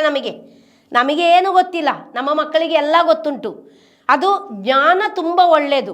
ಆ ಜ್ಞಾನ ಅಜ್ಞಾನದೆಡೆಗೆ ಮಕ್ಕಳನ್ನು ಕೊಂಡೊಯ್ಯಬಾರ್ದು. ಕೊಂಡೊಯ್ಯಬಾರ್ದು. ಲಿಂಗ ತಾರತಮ್ಯ ದಯವಿಟ್ಟು ಮಾಡಬೇಡಿ. ಹೆಣ್ಣಾಗಲಿ ಗಂಡಾಗಲಿ, ಹೆಣ್ಣಿಗೆ ಹೇಗೆ ತಿದ್ದಿ ಬುದ್ಧಿ ಹೇಳ್ತೀರೋ ಹಾಗೆ ಗಂಡು ಮಕ್ಕಳಿಗೂ ಹೇಳಿ, ಗಂಡು ಮಕ್ಕಳಿಗೆ ಹೇಗೆ ಹೇಳ್ತೀರೋ ಹಾಗೆ ಹೆಣ್ಣು ಮಕ್ಕಳಿಗೆ ಹೇಳಿ. ಕೆಲವು ತಂದೆಯರಿದ್ದಾರೆ ಗಂಡು ಮಕ್ಕಳ ಹತ್ರ ಭಾರಿ ಸ್ಟ್ರಿಕ್ಟ್, ಹೆಣ್ಣು ಮಕ್ಕಳು ಹೇಗೆ ಅಲ್ದರೂ ಪರವಾಗಿಲ್ಲ, ಹೇಗೆ ಅಲ್ದರೂ ಪರವಾಗಿಲ್ಲ. ದಯವಿಟ್ಟು ಅದು ಮಾಡೋಕ್ಕೆ ಹೋಗಬೇಡಿ. ಹೆಣ್ಣು ಮಕ್ಕಳಿಗೆ ಏನು ಆಸ್ತಿ ಪಾಲು ಕೊಡ್ತೀರೋ ಅದೇ ಗಂಡು ಮಕ್ಕಳಿಗೆ ಕೊಡಿ, ಗಂಡು ಮಕ್ಕಳಿಗೆ ಏನು ಮಾಡ್ತೀರೋ ಅದೇ ಹೆಣ್ಣು ಮಕ್ಕಳಿಗೆ ಮಾಡಿ. ಹೆಣ್ಣು ಮಕ್ಕಳನ್ನ ಎಷ್ಟು ಓದಿಸ್ತೀರೋ ಗಂಡು ಮಕ್ಕಳನ್ನ ಅಷ್ಟೇ ಓದಿಸಿ. ಸಿಸ್ಟರ್, ಹೆಣ್ಣು ಮಕ್ಕಳು ಚೆನ್ನಾಗಿ ಓದಲಿ, ಗಂಡು ಮಗ ಹೆಂಗಾದ್ರೂ ಎರ್ಕೊಂಡಾದ್ರೂ ತಿಂತದೆ, ಅದು ಹೆಂಗಾದ್ರೂ ಬೆಳೀತದೆ. ನೋ, ಅವನಿಗೆ ನಾಳೆ ಒಂದು ಜೀವನ ಇದೆ. ಅವನ ನಂಬಿಕೊಂಡು ಒಂದು ಹುಡುಗಿ ಬರ್ತಾಳೆ, ಅವನಿಗೊಂದು ಕುಟುಂಬ ಆಗುತ್ತೆ, ಅವನಿಗೊಂದು ಮಕ್ಕಳಾಗ್ತಾರೆ. ಹೇಗೆ ಬೆಳೀತಾರೆ, ಹೇಗೆ ಸಾಕ್ತಾರೆ? ಹೆಣ್ಣು ಮಗಳು ಚಂದ ಓದಿ ಡಾಕ್ಟ್ರೋ ಇಂಜಿನಿಯರೋ ಲಾಯರೋ ಸೈಂಟಿಸ್ಟೋ ಏನೋ ಒಂದು ಹುದ್ದೆಗೆ ಹೋಗಿದಾಗ ನಿಮ್ಮ ಮಗ ಇಲ್ಲಿ 10th ಫೇಲ್ ಆಗಿ ಇಲ್ಲಿ ಅವನು ಬೇರೆ ಕೂಲಿ ನಾಲಿ ಮಾಡಿಕೊಂಡು ನಡೆದ್ರೆ ಅವನ ಜೀವನ ಹೇಗೆ ಸಾಕ್ತದೆ ಅಲ್ವಾ ರೀ? ನಿಜ ಹೇಳಿ.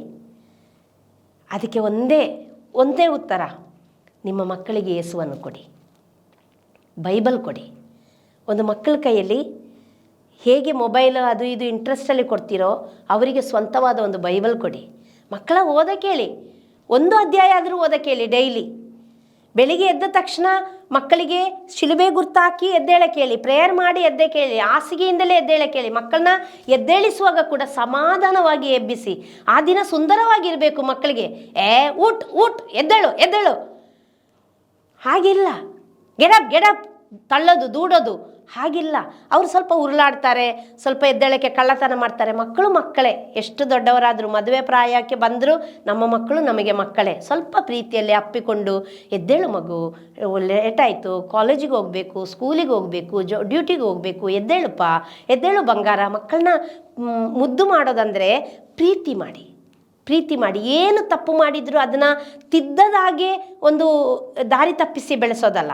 ಮಕ್ಕಳನ್ನ ಪ್ರೀತಿ ಮಾಡಿ, ನಿಮ್ಮ ಹೃದಯಕ್ಕೆ ಅಪ್ಪಿ ಪ್ರೀತಿ ಮಾಡಿ ನಿಮ್ಮ ಮಕ್ಕಳನ್ನ. ಎಷ್ಟು ದೊಡ್ಡವರಾದರೂ ನಿಮ್ಮ ಮಕ್ಕಳು ನಿಮ್ಮ ಮಕ್ಕಳೇ. ಸಾಧ್ಯವಾದರೆ ಮಡಲಲ್ಲಿ ಕೂರಿಸಿ, ಪಕ್ಕದಲ್ಲಿ ಕೂರಿಸಿ, ಅಪ್ಪಿಕೊಳ್ಳಿ. ನಿಮ್ಮ ಸ್ಪರ್ಶ ಅವರಿಗೆ ಅದು ಹಿತಕರವನ್ನಿಸಿದರೆ ಇನ್ನೊಂದು ಸ್ಪರ್ಶ ಹುಡ್ಕೊಂಡು ಅವರು ಹೋಗಲ್ಲ ರೀ. ಒಂದು ತಾಯಿಯಾಗಿ, ಒಂದು ಪ್ರೋಲೈಫರಾಗಿ, ನಿಮ್ಮ ಕುಟುಂಬದ ಮಗಳಾಗಿ, ತಾಯಿಯಾಗಿ, ಸಹೋದರಿಯಾಗಿ ಹೇಳ್ತಾ ಇದ್ದೀನಿ. ನಿಮ್ಮ ಮಕ್ಕಳು ಸ್ಕೂಲ್ ಬಿಟ್ಟು ಬಂದ ತಕ್ಷಣ ಅವರ ಕಷ್ಟ ಸುಖ ವಿವರಿಸಿ ಕೇಳಿ. ಅವ್ರಿಗೆ ಕೇಳೋಕ್ಕೆ ಇಷ್ಟ ಇರ್ತದೆ, ಹೇಳೋಕ್ಕೆ ಇಷ್ಟ ಇರ್ತದೆ. ನಿಮಗೆ ಕೇಳೋಕ್ಕೆ ಪುರ್ಸೋತಿರಬೇಕು. ಚಿಕ್ಕ ಮಗು LKG ಪ್ರಿ-KG ಮಗುನ ಕೂರಿಸಿ ಕೇಳಿ, ಎಷ್ಟು ಮಾತಾಡ್ತದೆ ಗೊತ್ತಾ ಆ ಮಗು. ಎಲ್ಲ ಕಷ್ಟ ಸುಖಗಳನ್ನ ಹೇಳ್ಕೊಳ್ತದೆ. ನಮ್ಮ ಮಕ್ಕಳಿದ್ರು ಸ್ಕೂಲ್ ಕಾಲೇಜೆಲ್ಲ ಮುಗಿಸಿ ಬರುವಾಗ ಬಂದ ತಕ್ಷಣ ಅವತ್ತೇನು ನಡೀತು ಎಲ್ಲ ವರದಿ ಒಪ್ಪಿಸೋದು. ಇವತ್ತು ಕೂಡ ಸೇಮ್. ಇಷ್ಟು ದೊಡ್ಡವರಾದರೂ ಅವರು ಇನ್ನೇನು ಕೆಲಸಕ್ಕೆ ಜಾಯಿನ್ ಆಗಬೇಕು 5-6 ತಿಂಗಳಲ್ಲಿ. ಹಾಗೆ ಇದ್ದರೂ ಕೂಡ ಇವತ್ತು ಕೂಡ ಎಲ್ಲವನ್ನು ನನ್ನ ಹತ್ರ ಶೇರ್ ಮಾಡ್ತಾರೆ. ನಾನು ಕೂಡ, ನನ್ನ ಹಸ್ಬೆಂಡ್ ಕೂಡ ಎಲ್ಲ ಶೇರ್ ಮಾಡ್ತೀವಿ. ನಮ್ಮ ಮಕ್ಕಳಿಗೆ ನಾವೇ ಒಳ್ಳೆ ಕೌನ್ಸಿಲರ್ಸ್, ಊರಿಡೀ ಕೌನ್ಸಿಲಿಂಗ್ ಮಾಡಿ ಕರ್ಕೊಂಡು ಹೋಗಬೇಕು ಅಂತಿಲ್ಲ. ನಮ್ಮ ಮಕ್ಕಳ ನಾಡಿ ಮಿಡಿತ ಕೂಡ ನಮಗೆ ಗೊತ್ತಿರಬೇಕು. ತಂದೆ ತಾಯಿಯಾದ ನಾವು ನಮ್ಮ ಮಕ್ಕಳಿಗೆ ದೇವದೂತರು. ಗಂಡಿರಲಿ ಹೆಣ್ಣಿರಲಿ, ಅತ್ಯಾಚಾರ ನಡೆಯದಾಗೆ ತಡೆಗಟ್ಟಲಿಕ್ಕೆ ನಮಗೆ ಸಾಧ್ಯ. ನಮ್ಮ ಮಕ್ಕಳನ್ನ ಬೆಳೆಸುವ ರೀತಿಯಲ್ಲಿ ಚಿಕ್ಕ ಮಕ್ಕಳು ಪಾನ್ ಪರಾಗ ಹಾಕೋದು, ಕುಡಿಯೋದು, ಸೇದೋದು, ಡ್ರಗ್ ಅಡಿಕ್ಟ್. ಚಿಕ್ಕ ಹುಡುಗರು ಇವತ್ತು ಡ್ರಗ್ ಅಡಿಕ್ಟಿಗೆ ಒಳಗಾಗ್ತಾ ಇರೋದು. ಡ್ರಗ್ಸ್ ಮಾರುವವರು ಯಾವ ದೇಶದಿಂದ ಬರಲಿ, ಯಾವ ಮೂಲೆಯಿಂದ ಬರಲಿ, ಯಾರೇ ಅವರಿಗೆ ಸಪೋರ್ಟ್ ಮಾಡಲಿ, ನಮ್ಮ ಮಕ್ಕಳು ಅದನ್ನು ತೆಕ್ಕೊಳ್ಳೋದಿದ್ರೆ ಅವರು ಹೇಗೆ ಮಾರ್ತಾರೆ? ನಮ್ಮ ಮಕ್ಕಳು ಅದಕ್ಕೆ ಅಡಿಕ್ಟ್ ಆಗೋದಿದ್ರೆ ಅವರು ಹೇಗೆ ಮಾರ್ತಾರೆ ಅಲ್ವಾ? ಹೌದು ತಾನೆ? ಮಕ್ಕಳಿಗೆ ಒಂದು ನಿಗದಿ ಮಾಡಿ, ಇಷ್ಟು ಗಂಟೆ ಒಳಗೆ ನೀವು ಮನೆಗೆ ಬರಬೇಕು.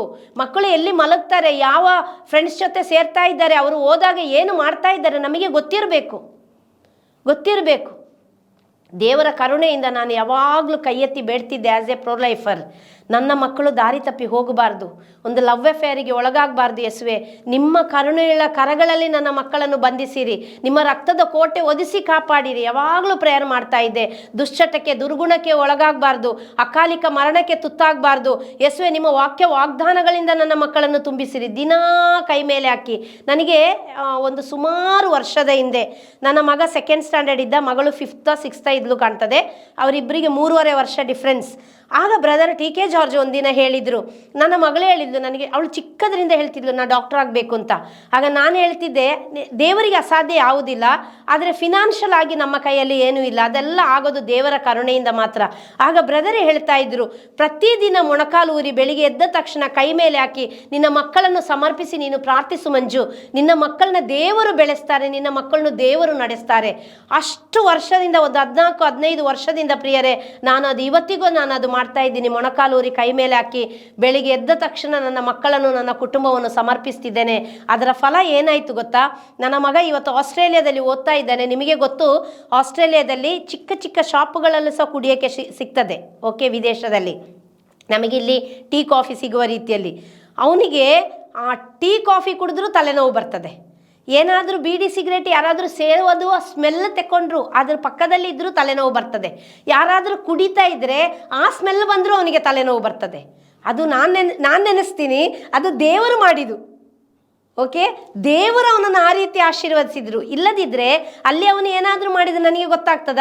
ಅವನು ಸುಳ್ಳು ಹೇಳ್ಬೋದು, ನಾ ಕುಡ್ದಿಲ್ಲ ಸೇದಿಲ್ಲ ಅಂತ ಹೇಳ್ಬೋದು. ಆದರೆ ಅವನಿಗೆ, ಅವನ ಶರೀರಕ್ಕೇ ಅದು ಆಗೋದಿಲ್ಲ. ತಲೆನೋವು ತಡೆಯೋಕ್ಕಾಗಲ್ಲ, ಮತ್ತು ಒಮಿಟ್ ಮಾಡ್ತಾನೆ ಅವನು, ಲೈಕ್ ಮೈಗ್ರೇನ್ ಹೆಡ್ಏಕ್ ಥರ. ಅದು ದೇವರು ಹಾಗೆ ಆಶೀರ್ವದಿಸಿದ್ದು ನಾನು ಇವತ್ತು ನಂಬುತ್ತೇನೆ. ನಾನು ನನ್ನ ಗಂಡ ಮೊಣಕಾಲು ಊರಿ ಕೈ ಮೇಲೆ ಹಾಕಿ ನನ್ನ ಮಕ್ಕಳನ್ನು ಸಮರ್ಪಿಸಿ ಪ್ರಾರ್ಥಿಸಿದ ಪ್ರಭಾವ ಇವತ್ತಿಗೂ ದಾರಿ ತಪ್ಪಿ ಹೋಗದಾಗೆ ದೇವರು ನಡೆಸಿದರು. ಬ್ರದರ್ ಟಿ ಕೆ ಜಾರ್ಜ್ನ ಪ್ರಾರ್ಥನೆಯ ಫಲ ಅವರು ಒಳ್ಳೆಯ ಮಕ್ಕಳಾಗಿ ಬೆಳೀಲಿಕ್ಕೆ ದೇವರು ಕರುಣೆ ತೋರಿದ್ರು ನಾನು ನಂಬ್ತೀನಿ. ಲಿಂಗ ತಾರತಮ್ಯ ಮಾಡಲಿಲ್ಲ. ಯಾವಾಗಲೂ ಹೇಳ್ತಿದ್ದೆ ನನ್ನ ಮಗನಿಗೆ, ನಿನ್ನ ತಾಯಿಯನ್ನು, ನಿನ್ನ ಅಕ್ಕನನ್ನು ಯಾವ ರೀತಿ ಗೌರವಿಸ್ತೀಯೋ ಅದೇ ರೀತಿಯಲ್ಲಿ ನಿನಗೆ ಕಾಣುವ ಎಲ್ಲ ಹುಡುಗಿಯರನ್ನು ನೀನು ಪರಿಶುದ್ಧ ಕಣ್ಣುಗಳಿಂದ ನೋಡಿ ನೀನು ಗೌರವಿಸಬೇಕು. ನಿನಗೆ ಮದುವೆ ಜೀವನಕ್ಕೆ ಬರುವ ಹೆಂಡತಿ ಅಲ್ಲದೆ ನೀನು ಇನ್ನೊಂದು ಹುಡುಗಿ ಜೊತೆ ಯಾವ ಸಂಬಂಧ ನಿನಗೆ ಇರಬಾರ್ದು. ಅದೇ ರೀತಿ ನನ್ನ ಮಗಳ ಹತ್ರ ಹೇಳ್ತಾ ಇದ್ದೆ, ನೀನು ಮದುವೆ ಆಗದ ಹೊರತು ಇನ್ನೊಂದು ಯಾವ ಕೆಟ್ಟ ದುಶ್ಚಟಕ್ಕೆ ನೀನು ಹೋಗಬಾರ್ದು ಮಗಳೇ. ಅದು ಹೇಳಿ ಹೇಳಿ ಹೇಳಿ ಹೇಳಿ ಬೆಳೆಸಿ ಬೆಳೆಸಿ ಬೆಳೆಸಿ ಅದು ಇವತ್ತಿಗೂ ನನ್ನ ಮಕ್ಕಳು, ನಾನು ದೇವರ ಕರುಣೆ ಅಂತ ಹೇಳ್ತೀನಿ, ಲವ್ ಅಫೇರ್ ಆಗಲಿ ದುಶ್ಚಟಕ್ಕಾಗಿ ಒಳಗಾಗಲಿಲ್ಲ. ನನ್ನ ಮಗಳು ಫಸ್ಟ್ ಯುಕ್ರೇನಿಗೆ ಹೋಗುವಾಗ ಅವಳಿಗೆ 18 ವರ್ಷ ಪೂರ್ತಿ ಆಗಿರಲಿಲ್ಲ. ನಾನು ಅವಳ ಹತ್ರ ಹೇಳಿದ್ದು ಒಂದೇ, ಇಲ್ಲಿ ನೀನು ಪ್ರೇಯರ್ ಮಾಡು, ಬಲಿಪೂಜೆಗೆ ಹೋಗು, ನೀನು ಪ್ರಾರ್ಥಿಸು, ನೀನು ಜಪ್ಸರ ಮಾಡು ಅಂತ ಹೇಳೋಕ್ಕೆ ನಾನಿದ್ವಿ, ಡಾಡಾ ಇದ್ವಿ, ಮಾಮ ಇದ್ದರು, ಅತ್ತೆ ಇದ್ದರು, ಅಮ್ಮೆ ಇದ್ದರು, ಜಾರ್ಜ್ ಅಂಕಲ್ ಇದ್ದರು, ಎಲ್ಲರೂ ಇದ್ದರು. ಆದರೆ ಅಲ್ಲಿ ಹೋದಾಗ ನಿನ್ನನ್ನು ನೋಡೋಕ್ಕೆ ಯಾರೂ ಇರಲ್ಲ. ಆದರೆ ಒಂದು ನೆನಪಿಟ್ಟುಕೋ, ಸಾವಿರ ಸಾವಿರ ಸೂರ್ಯನಿಗಿಂತ ಪ್ರಕಾಶವುಳ್ಳ ಯೇಸುವಿನ 2 ಕಣ್ಣುಗಳು ನಿನ್ನನ್ನು ಸದಾ ಹಿಂಬಾಲಿಸ್ತಾ ಇರ್ತದೆ. ಅದನ್ನು ನೀನು ನೋಡ್ಕೊ ಅಂತ ಹೇಳಿದೆ. ನೀನು ಏನಾದರೂ ತಪ್ಪು ಮಾಡಿ ಪಾಪ ಮಾಡಿದರೆ ನಿನ್ನ ಪಾಪಗಳನ್ನು, ನಿನ್ನ ರೋಗಗಳನ್ನು ಹೊತ್ತುಕೊಳ್ಳೋಕ್ಕೆ ಈ ಪ್ರಪಂಚದಲ್ಲಿ ಯಾರಿಗೂ ಆಗಲ್ಲ. ನಿನ್ನ ಪ್ರೀತಿ ಮಾಡ್ತೀನಿ, ನಿನಗೆ ಕೌನ್ಸಿಲಿಂಗ್ ಮಾಡ್ತೀನಿ, ನಿನ್ನ ಜೊತೆ ಎಲ್ಲ ಕಷ್ಟ ಸುಖಕ್ಕೆ ಮಮ್ಮಿಯಾಗಿ ತಾಯಿಯಾಗಿ ನಾನಿರ್ತೀನಿ. ಆದರೆ ನಿನ್ನ ಪಾಪವನ್ನು, ನಿನ್ನ ರೋಗವನ್ನು ಶೇರ್ ಮಾಡೋಕ್ಕೆ ಈ ಲೋಕದಲ್ಲಿ ಯಾರೂ ಇಲ್ಲ. You are sin and sick, nobody can share it, nobody can share it. ಅದು ಹೇಳಿ ಕಳಿಸಿದೆ. ಇವತ್ತಿಗೂ ಅದು ಪಾಲಿಸ್ತಾ ಇದ್ದಾರೆ ಮಕ್ಕಳು. ಯಾಕೆ ಹೇಳಿ? ಅವರು ಬೆಳೆದಿದ್ದು ಒಂದು ಶೆಲ್ಟರ್, ದೇವರ ಕರಗಳ ಆ ಶೆಲ್ಟರ್ ಒಳಗೆ, ಆ ಗುಡಾರದೊಳಗೆ. ಅವಳಿಗೆ ಏನಾದರೂ ಇದ್ದಾಗ ಫಾದರ್ ಫ್ರಾಂಕ್ಲಿನ್ ಹತ್ರ ಶೇರ್ ಮಾಡ್ಕೊಳ್ತಾಳೆ. ಯುದ್ಧದಲ್ಲಿ ಅವಳು ಯುಕ್ರೇನಲ್ಲಿ ಸಿಕ್ಕಿದಾಗ ಫೈನಲ್ ಇಯರ್ 1 ತಿಂಗಳಿತ್ತಷ್ಟೇ. ಅವಳು ಮನೆಗೆ ಬಂದು ಅವಳು ಎಕ್ಸಾಮ್ ಮುಗಿಸಿ ಮತ್ತೆ ಅವಳು ಡಾಕ್ಟರ್ ಆಗಿದ್ದು. ಯುದ್ಧದಲ್ಲಿ ನಾನು ಅಳ್ತಾ ಇದ್ದೆ. ಬ್ರದರ್ ಟಿ ಕೆ ಜಾರ್ಜ್ ನನಗೆ ಸಾಂತ್ವನ ಮಾಡ್ತಾ ಇದ್ರು. ಲಕ್ಷಾಂತರ ಜನ ನನಗೆ ಸಾಂತ್ವನ ಮಾಡಿ ನನ್ನ ಮಗಳಿಗಾಗಿ ಪ್ರಾರ್ಥಿಸ್ತಾ ಇದ್ರಿ. ಹೃದಯದಿಂದ ನಾನು ಥ್ಯಾಂಕ್ಸ್ ಹೇಳ್ತೀನಿ. ಆಗ ಫಾದರ್ ಫ್ರಾಂಕ್ಲಿನ್, ನನ್ನ ಅವಸ್ಥೆ ಗೊತ್ತಿದ್ದ, ಒಂದು ತಾಯಿಯ ಮನಸ್ಥಿತಿ ಗೊತ್ತಿದ್ದಾಗ ಫಾದರ್ ಫ್ರಾಂಕ್ಲಿನ್ ಅವಳಿಗೆ ಫಾಲೋ ಅಪ್ ಮಾಡ್ತಾ ಇದ್ರು. ನೀನು ಪ್ರೇಯರ್ ಮಾಡು ಮಗ, ನಾನು ಪ್ರೇಯರ್ ಮಾಡ್ತಾ ಇದ್ದೀನಿ, ನೀನು ಹೆದರಬೇಡ, ನೀನು ಬಂದು ಸೇರ್ತೀಯ. ಅದರ ಫಲ ಸ್ಟಾರ್ಟಿಂಗಲ್ಲೇ 2 ವಾರದೊಳಗೆ ನನ್ನ ಮಗಳು ಬಂದು ಸೇರಿದ್ಲು. ಹಾಗೆ ಆಧ್ಯಾತ್ಮಿಕ ಗುರುಗಳಾಗಿ ಫಾದರ್ ಫ್ರಾಂಕ್ಲಿನ್, ಒಂದು ಆಧ್ಯಾತ್ಮಿಕ ತಂದೆಯಾಗಿ ಬ್ರದರ್ ಟಿ ಕೆ ಜಾರ್ಜ್, ಅವರನ್ನು ಪ್ರೀತಿಯಲ್ಲಿ ದೇವರ ವಾಕ್ಯದಲ್ಲಿ ಬೆಳೆಸಲಿಕ್ಕೆ ನಾನು, ನನ್ನ ಹಸ್ಬೆಂಡ್ ಜಾಯ್ ಎಲ್ಲರ ಜೊತೆಗೂಡಿ ನಡೆಸಿದ ಕಾರಣ ಇವತ್ತಿಗೂ ಮಕ್ಕಳು ದೇವರ ವಾಕ್ಯದಲ್ಲಿ ಬೆಳೀತಾ ಇದ್ದಾರೆ, ದೇವರ ವಾಕ್ಯದಲ್ಲಿ ಬೆಳೀತಾ ಇದ್ದಾರೆ. ನನ್ನ ಮಕ್ಕಳೇನು ದೊಡ್ಡ ವಿಷಯ ಅಂತ ನಾನು ಹೇಳ್ತಾ ಇಲ್ಲ. ಇವರೆಲ್ಲರ ಪ್ರೀತಿ, ಆದರ, ದೇವರ ವಾಕ್ಯ, ಆ ಒಂದು ಸಂಸ್ಕಾರದಲ್ಲಿ ಬೆಳೆಸಿದ ಕಾರಣ ಆ ಮಕ್ಕಳು ಹಾಗೆ ಬೆಳೀಲಿಕ್ಕೆ ಸಾಧ್ಯ ಆಯಿತು ಅಂತ ನಾನು ಎಕ್ಸಾಂಪಲ್ ಕೊಡ್ತಾ ಇದ್ದೀನಿ ಪ್ರಿಯರೇ, ಎಕ್ಸಾಂಪಲ್ ಕೊಡ್ತಾ ಇದ್ದೀನಿ. ಇವತ್ತು ಹುಡುಗನ ಮದುವೆ ಆಗೋದು, ಹುಡುಗಿಯನ ಮದುವೆ ಆಗೋದು, ಎಷ್ಟು ಒಂದು ಅಜ್ಜಿನ ಮದುವೆ ಆಗೋದು, ಅಥವಾ ಚಿಕ್ಕ ಚಿಕ್ಕ ಹುಡುಗಿಯರನ್ನ ಅತ್ಯಾಚಾರ ಮಾಡೋದು, ಇದೆಲ್ಲ ನಾವು ತಂದೆ ತಾಯಿಗಳಾಗಿ ನಮ್ಮ ಮಕ್ಕಳಿಗೆ ನಾವು ಚಿಕ್ಕದರಿಂದಲೇ ಹೇಳಿಕೊಡುವ, ಅವ್ರನ್ನ ಪ್ರೀತಿಯಲ್ಲಿ ಬೆಳೆಸುವ, ಯೇಸುವಿನ ವಾಕ್ಯದಲ್ಲಿ ಬೆಳೆಸುವ, ಸಂಸ್ಕಾರದಲ್ಲಿ ಬೆಳೆಸುವ, ಪೂಜೆಯಲ್ಲಿ ಮಕ್ಕಳನ್ನ ಮುಂದೆ ಕಳಿಸಿ ಹಿಂದೆ ಕೂರುವ ತಂದೆ ತಾಯಿಗಳಾಗುವ, ಬಲಿಪೂಜೆಗೆ 10 ನಿಮಿಷ ಮೊದಲೇ ನಾವು ಬಲಿಪೂಜೆಗೆ ಹೋಗುವ, ಗುರು ಹಿರಿಯರ ಬಗ್ಗೆ ಯಾರ ಬಗ್ಗೆನೂ ಮನೆಯಲ್ಲಿ ಕೆಟ್ಟದಾಗಿ ಮಾತಾಡಬೇಡಿ. ಮಕ್ಕಳ ಮುಂದೆ ಹಿರಿಯರನ್ನು ಗೌರವಿಸಲಿಕ್ಕೆ ನಮ್ಮ ಮಕ್ಕಳಿಗೆ ಹೇಳಿಕೊಡುವ, ಬೇರೆ ಹೆಣ್ಣು ಮಕ್ಕಳನ್ನು ಗೌರವಿಸಲಿಕ್ಕೆ, ಪರಿಶುದ್ಧವಾಗಿ ನೋಡಲಿಕ್ಕೆ ನಮ್ಮ ಮಕ್ಕಳನ್ನ ಹೇಳಿಕೊಡುವ. ನಾವು ಬಡವರಿರ್ಬೋದು, ಶ್ರೀಮಂತರಿರ್ಬೋದು, ಯಾರೇ ಇರ್ಬೋದು, ಆದರೆ ಇದೆಲ್ಲ ಫ್ರೀ ಅಲ್ವಾ? ಇದಕ್ಕೇನು ದುಡ್ಡು ಕೊಡೋದು ಬೇಡಲ್ಲ ನಮ್ಮ ಮಕ್ಕಳಿಗೆ ಕಲಿಸೋಕ್ಕೆ. ಎಷ್ಟು ಬ್ಯುಸಿ ಆದರೂ ಮಕ್ಕಳ ಜೊತೆ ಕೂತು ಮಾತಾಡಿ, ಪ್ರಾರ್ಥನೆ ಆದಮೇಲೆ ಪರಸ್ಪರ ಕ್ಷಮೆ ಕೇಳುವ, ಪರಸ್ಪರ ಬ್ಲೆಸ್ಸಿಂಗ್ ಕೇಳುವ, ತಲೆ ಮೇಲೆ ಕೈ ಇಟ್ಟು ಮಕ್ಕಳಿಗಾಗಿ ಪ್ರಾರ್ಥಿಸುವ. ಮಕ್ಕಳು ಬೆಳೀತಾರೆ ರೀ, ಸುಸಂಸ್ಕೃತರಾಗಿ ಮಕ್ಕಳು ಬೆಳೀತಾರೆ, ಒಳ್ಳೆ ಮಕ್ಕಳಾಗಿ ಬೆಳೀತಾರೆ. ತಾರತಮ್ಯ ಮಾಡದೆ ಒಳ್ಳೆ ರೀತಿಯಲ್ಲಿ ಯೇಸುವಿನ ಮಕ್ಕಳಾಗಿ ಅಟ್ಲೀಸ್ಟ್ ಬೇರೆಯವ್ರನ್ನೆಲ್ಲ ಉದ್ಧಾರ ಮಾಡೋಕ್ಕಾಗದಿದ್ರು ನಮ್ಮ ಕುಟುಂಬವನ್ನು ನಾವು ಉದ್ಧಾರ ಮಾಡಿಕೊಳ್ಳುವ. ಕಣ್ಣುಗಳನ್ನ ಮುಚ್ಚಿ ಎದೆ ಮೇಲೆ ಕೈ ಇಟ್ಟು, ಯೇಸುವೆ, ಗರ್ಭಫಲ ದೇವರ ದಾನ ಸ್ವಾಮಿ, ದಾನವಾಗಿ ಕೊಟ್ಟ ಮಕ್ಕಳನ್ನು ಪ್ರೀತಿಯಲ್ಲಿ ಕರುಣೆಯಲ್ಲಿ ಬೆಳೆಸಲಿಕ್ಕೆ, ಒಂದು ಉತ್ತಮ ಪ್ರಜೆಯಾಗಿ ಬೆಳೆಸಲಿಕ್ಕೆ, ನಾಗರಿಕರಾಗಿ ಬೆಳೆಸಲಿಕ್ಕೆ, ಹೆಣ್ಣು ಮಕ್ಕಳನ್ನು ಗಂಡು ಮಕ್ಕಳನ್ನು ಸಮಾನವಾಗಿ ಬೆಳೆಸಲಿಕ್ಕೆ ಪರಿಶುದ್ಧಾತ್ಮರೇ ನನಗೆ ಕರುಣೆ ತೋರುವುದಕ್ಕಾಗಿ ಸ್ತೋತ್ರ. ನಮ್ಮ ಮಕ್ಕಳು ವಾಗ್ದಾನದಲ್ಲಿ ವಿಶ್ವಾಸವಿಟ್ಟು ಬೆಳೆಯುವುದಕ್ಕಾಗಿ ಸ್ತೋತ್ರ ಸ್ವಾಮಿ. ನಿಮ್ಮ ಕರುಣೆ ಕೃಪೆ ನಮ್ಮ ಮಕ್ಕಳ ಮೇಲೆ ಇಳಿದು ಬರಲಿ. 91ನೇ ಕೀರ್ತನೆಯ ಪವಿತ್ರ ಗ್ರಂಥದ ಸಕಲ ವಾಗ್ದಾನಗಳು ನಮ್ಮ ಮಕ್ಕಳನ್ನು ಆವರಿಸಿಕೊಳ್ಳುವುದಕ್ಕಾಗಿ ಸ್ತೋತ್ರ. ಕಲ್ವಾರಿ ಶಿಲುಬೆಯಲ್ಲಿ ನೀವು ಸುರಿಸಿದ ಆ ಪರಿಶುದ್ಧ ರಕ್ತದ ಕೋಟೆ ಹೊದಿಕೆಯಲ್ಲಿ ನಮ್ಮ ಮಕ್ಕಳು ಒದಿಸಿಕೊಳ್ಳುವುದಕ್ಕಾಗಿ ಸ್ತೋತ್ರ. ನಿಮ್ಮ ಅಂಗೈಯಲ್ಲಿ ನಮ್ಮ ಮಕ್ಕಳನ್ನು ಚಿತ್ರಿಸಿಕೊಂಡು ಕಣ್ಮಣಿಯಂತೆ ಕಾಪಾಡುವುದಕ್ಕಾಗಿ ಸ್ತೋತ್ರ. ದೀರ್ಘಾಯುಷ್ನಿತ್ತು ನಮ್ಮ ಮಕ್ಕಳನ್ನು ತೃಪ್ತಿಪಡಿಸುವುದಕ್ಕಾಗಿ ಸ್ತೋತ್ರ. ಜ್ಞಾನ ವಿವೇಕ ಅರಿವಿನಲ್ಲಿ ತುಂಬಿಸುವುದಕ್ಕಾಗಿ ಸ್ತೋತ್ರ ಯೇಸುವೆ. ದಿವ್ಯ ಯೇಸು ಬಾಲರಿಗಿದ್ದ ಅದೇ ಜ್ಞಾನದಲ್ಲಿ ನಮ್ಮ ಮಕ್ಕಳು ಬೆಳೆಯುವುದಕ್ಕಾಗಿ ಬೆಳಗುವುದಕ್ಕಾಗಿ ಸ್ತೋತ್ರ ಯೇಸುವೆ. ಬೈಬಲ್ ಓದಿ ಜಪ್ಸರ ಮಾಡಿ ಬಲಿಪೂಜೆಗೆ ಹೋಗಿ ಯೇಸುವೆ ಗುರು ಹಿರಿಯರನ್ನು ಗೌರವಿಸಿ, ಗುರು ಹಿರಿಯರಿಗೂ ಸಭೆಗೂ ತಂದೆ ತಾಯಿಗಳಿಗೂ ವಿಧೇಯ ಮಕ್ಕಳಾಗಿ ಆಶೀರ್ವಾದದ ನಿಧಿಗಳಾಗಿ ನಮ್ಮ ಮಕ್ಕಳು ಬೆಳೆಯುವುದಕ್ಕಾಗಿ ಸ್ತೋತ್ರ. ಹಿಸ್ಟ್ರಿ ಕ್ರಿಯೇಟ್ ಮಾಡಿ ಯೇಸುವನ್ನು ಮಹಿಮೆ ಪಡಿಸುವುದಕ್ಕಾಗಿ ಸ್ತೋತ್ರ.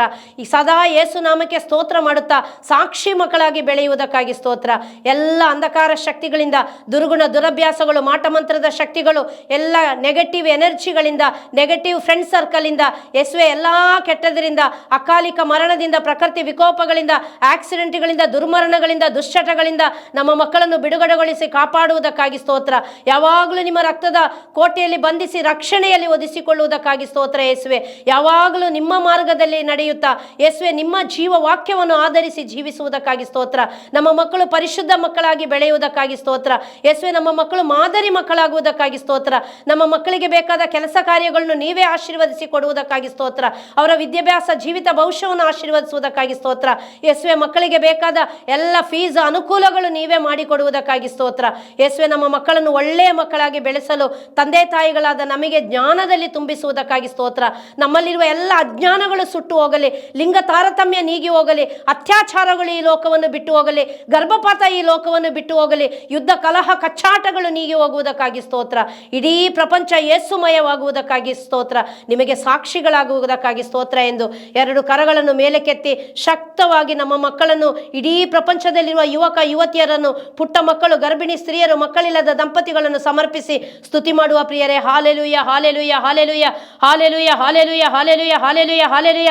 ಎಲ್ಲ ಬಂಧನಗಳು, ಕಟ್ಟುಗಳು, ರೋಗಗಳು, ಬಾಧೆಗಳು, ಅಸ್ವಸ್ಥತೆಗಳು, ಬಲಹೀನತೆಗಳು ಯೇಸುವೆ, ಅತ್ಯಾಚಾರದ ದುರಾತ್ಮಗಳು ಯೇಸುವೆ, ಸಲಿಂಗ ಕಾಮಗಳು ಯೇಸುವೆ, ಗಂಡು ಹೆಣ್ಣು ಮದುವೆ ಆಗುವ ಎಲ್ಲ ದುಶ್ಚಟ ದುರ್ಗುಣಗಳು ನಜರೇತುವಿನ ಯೇಸು ಕ್ರಿಸ್ತನ ನಾಮದಲ್ಲಿ ಎಲ್ಲ ದುರ್ಗುಣಗಳು ಸುಟ್ಟು ಭಸ್ಮವಾಗಲಿ ಸ್ವಾಮಿ. ಪರಿಶುದ್ಧಾತ್ಮರ ಶಕ್ತಿ ಎಲ್ಲ ಯುವಕ ಯುವತಿಯರನ್ನು, ಪುಟ್ಟ ಮಕ್ಕಳು, ಗರ್ಭದಲ್ಲಿರುವ ಮಕ್ಕಳನ್ನು ಆವರಿಸಿಕೊಳ್ಳುವುದಕ್ಕಾಗಿ ಸ್ತೋತ್ರ ಯೇಸುವೆ. ಎಲ್ಲ ಕೇಡು ಕೆಟ್ಟದುಗಳು, ಅಬೋಷಣಗಳು ಯೇಸು ನಾಮದಲ್ಲಿ ಬಿಟ್ಟು ಹೋಗಲಿ.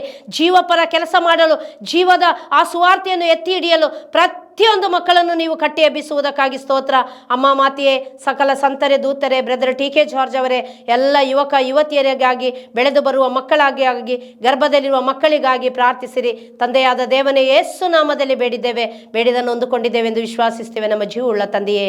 ಆಮೇನ್, amen, amen. Praise the Lord. Hallelujah. ನಿಮ್ಮ ಸಹೋದರಿ ಮಂಜುಳಾ ಜಾಯ್, ಪ್ರೊ ಲೈಫರ್. ದಿವ್ಯವಾಣಿ.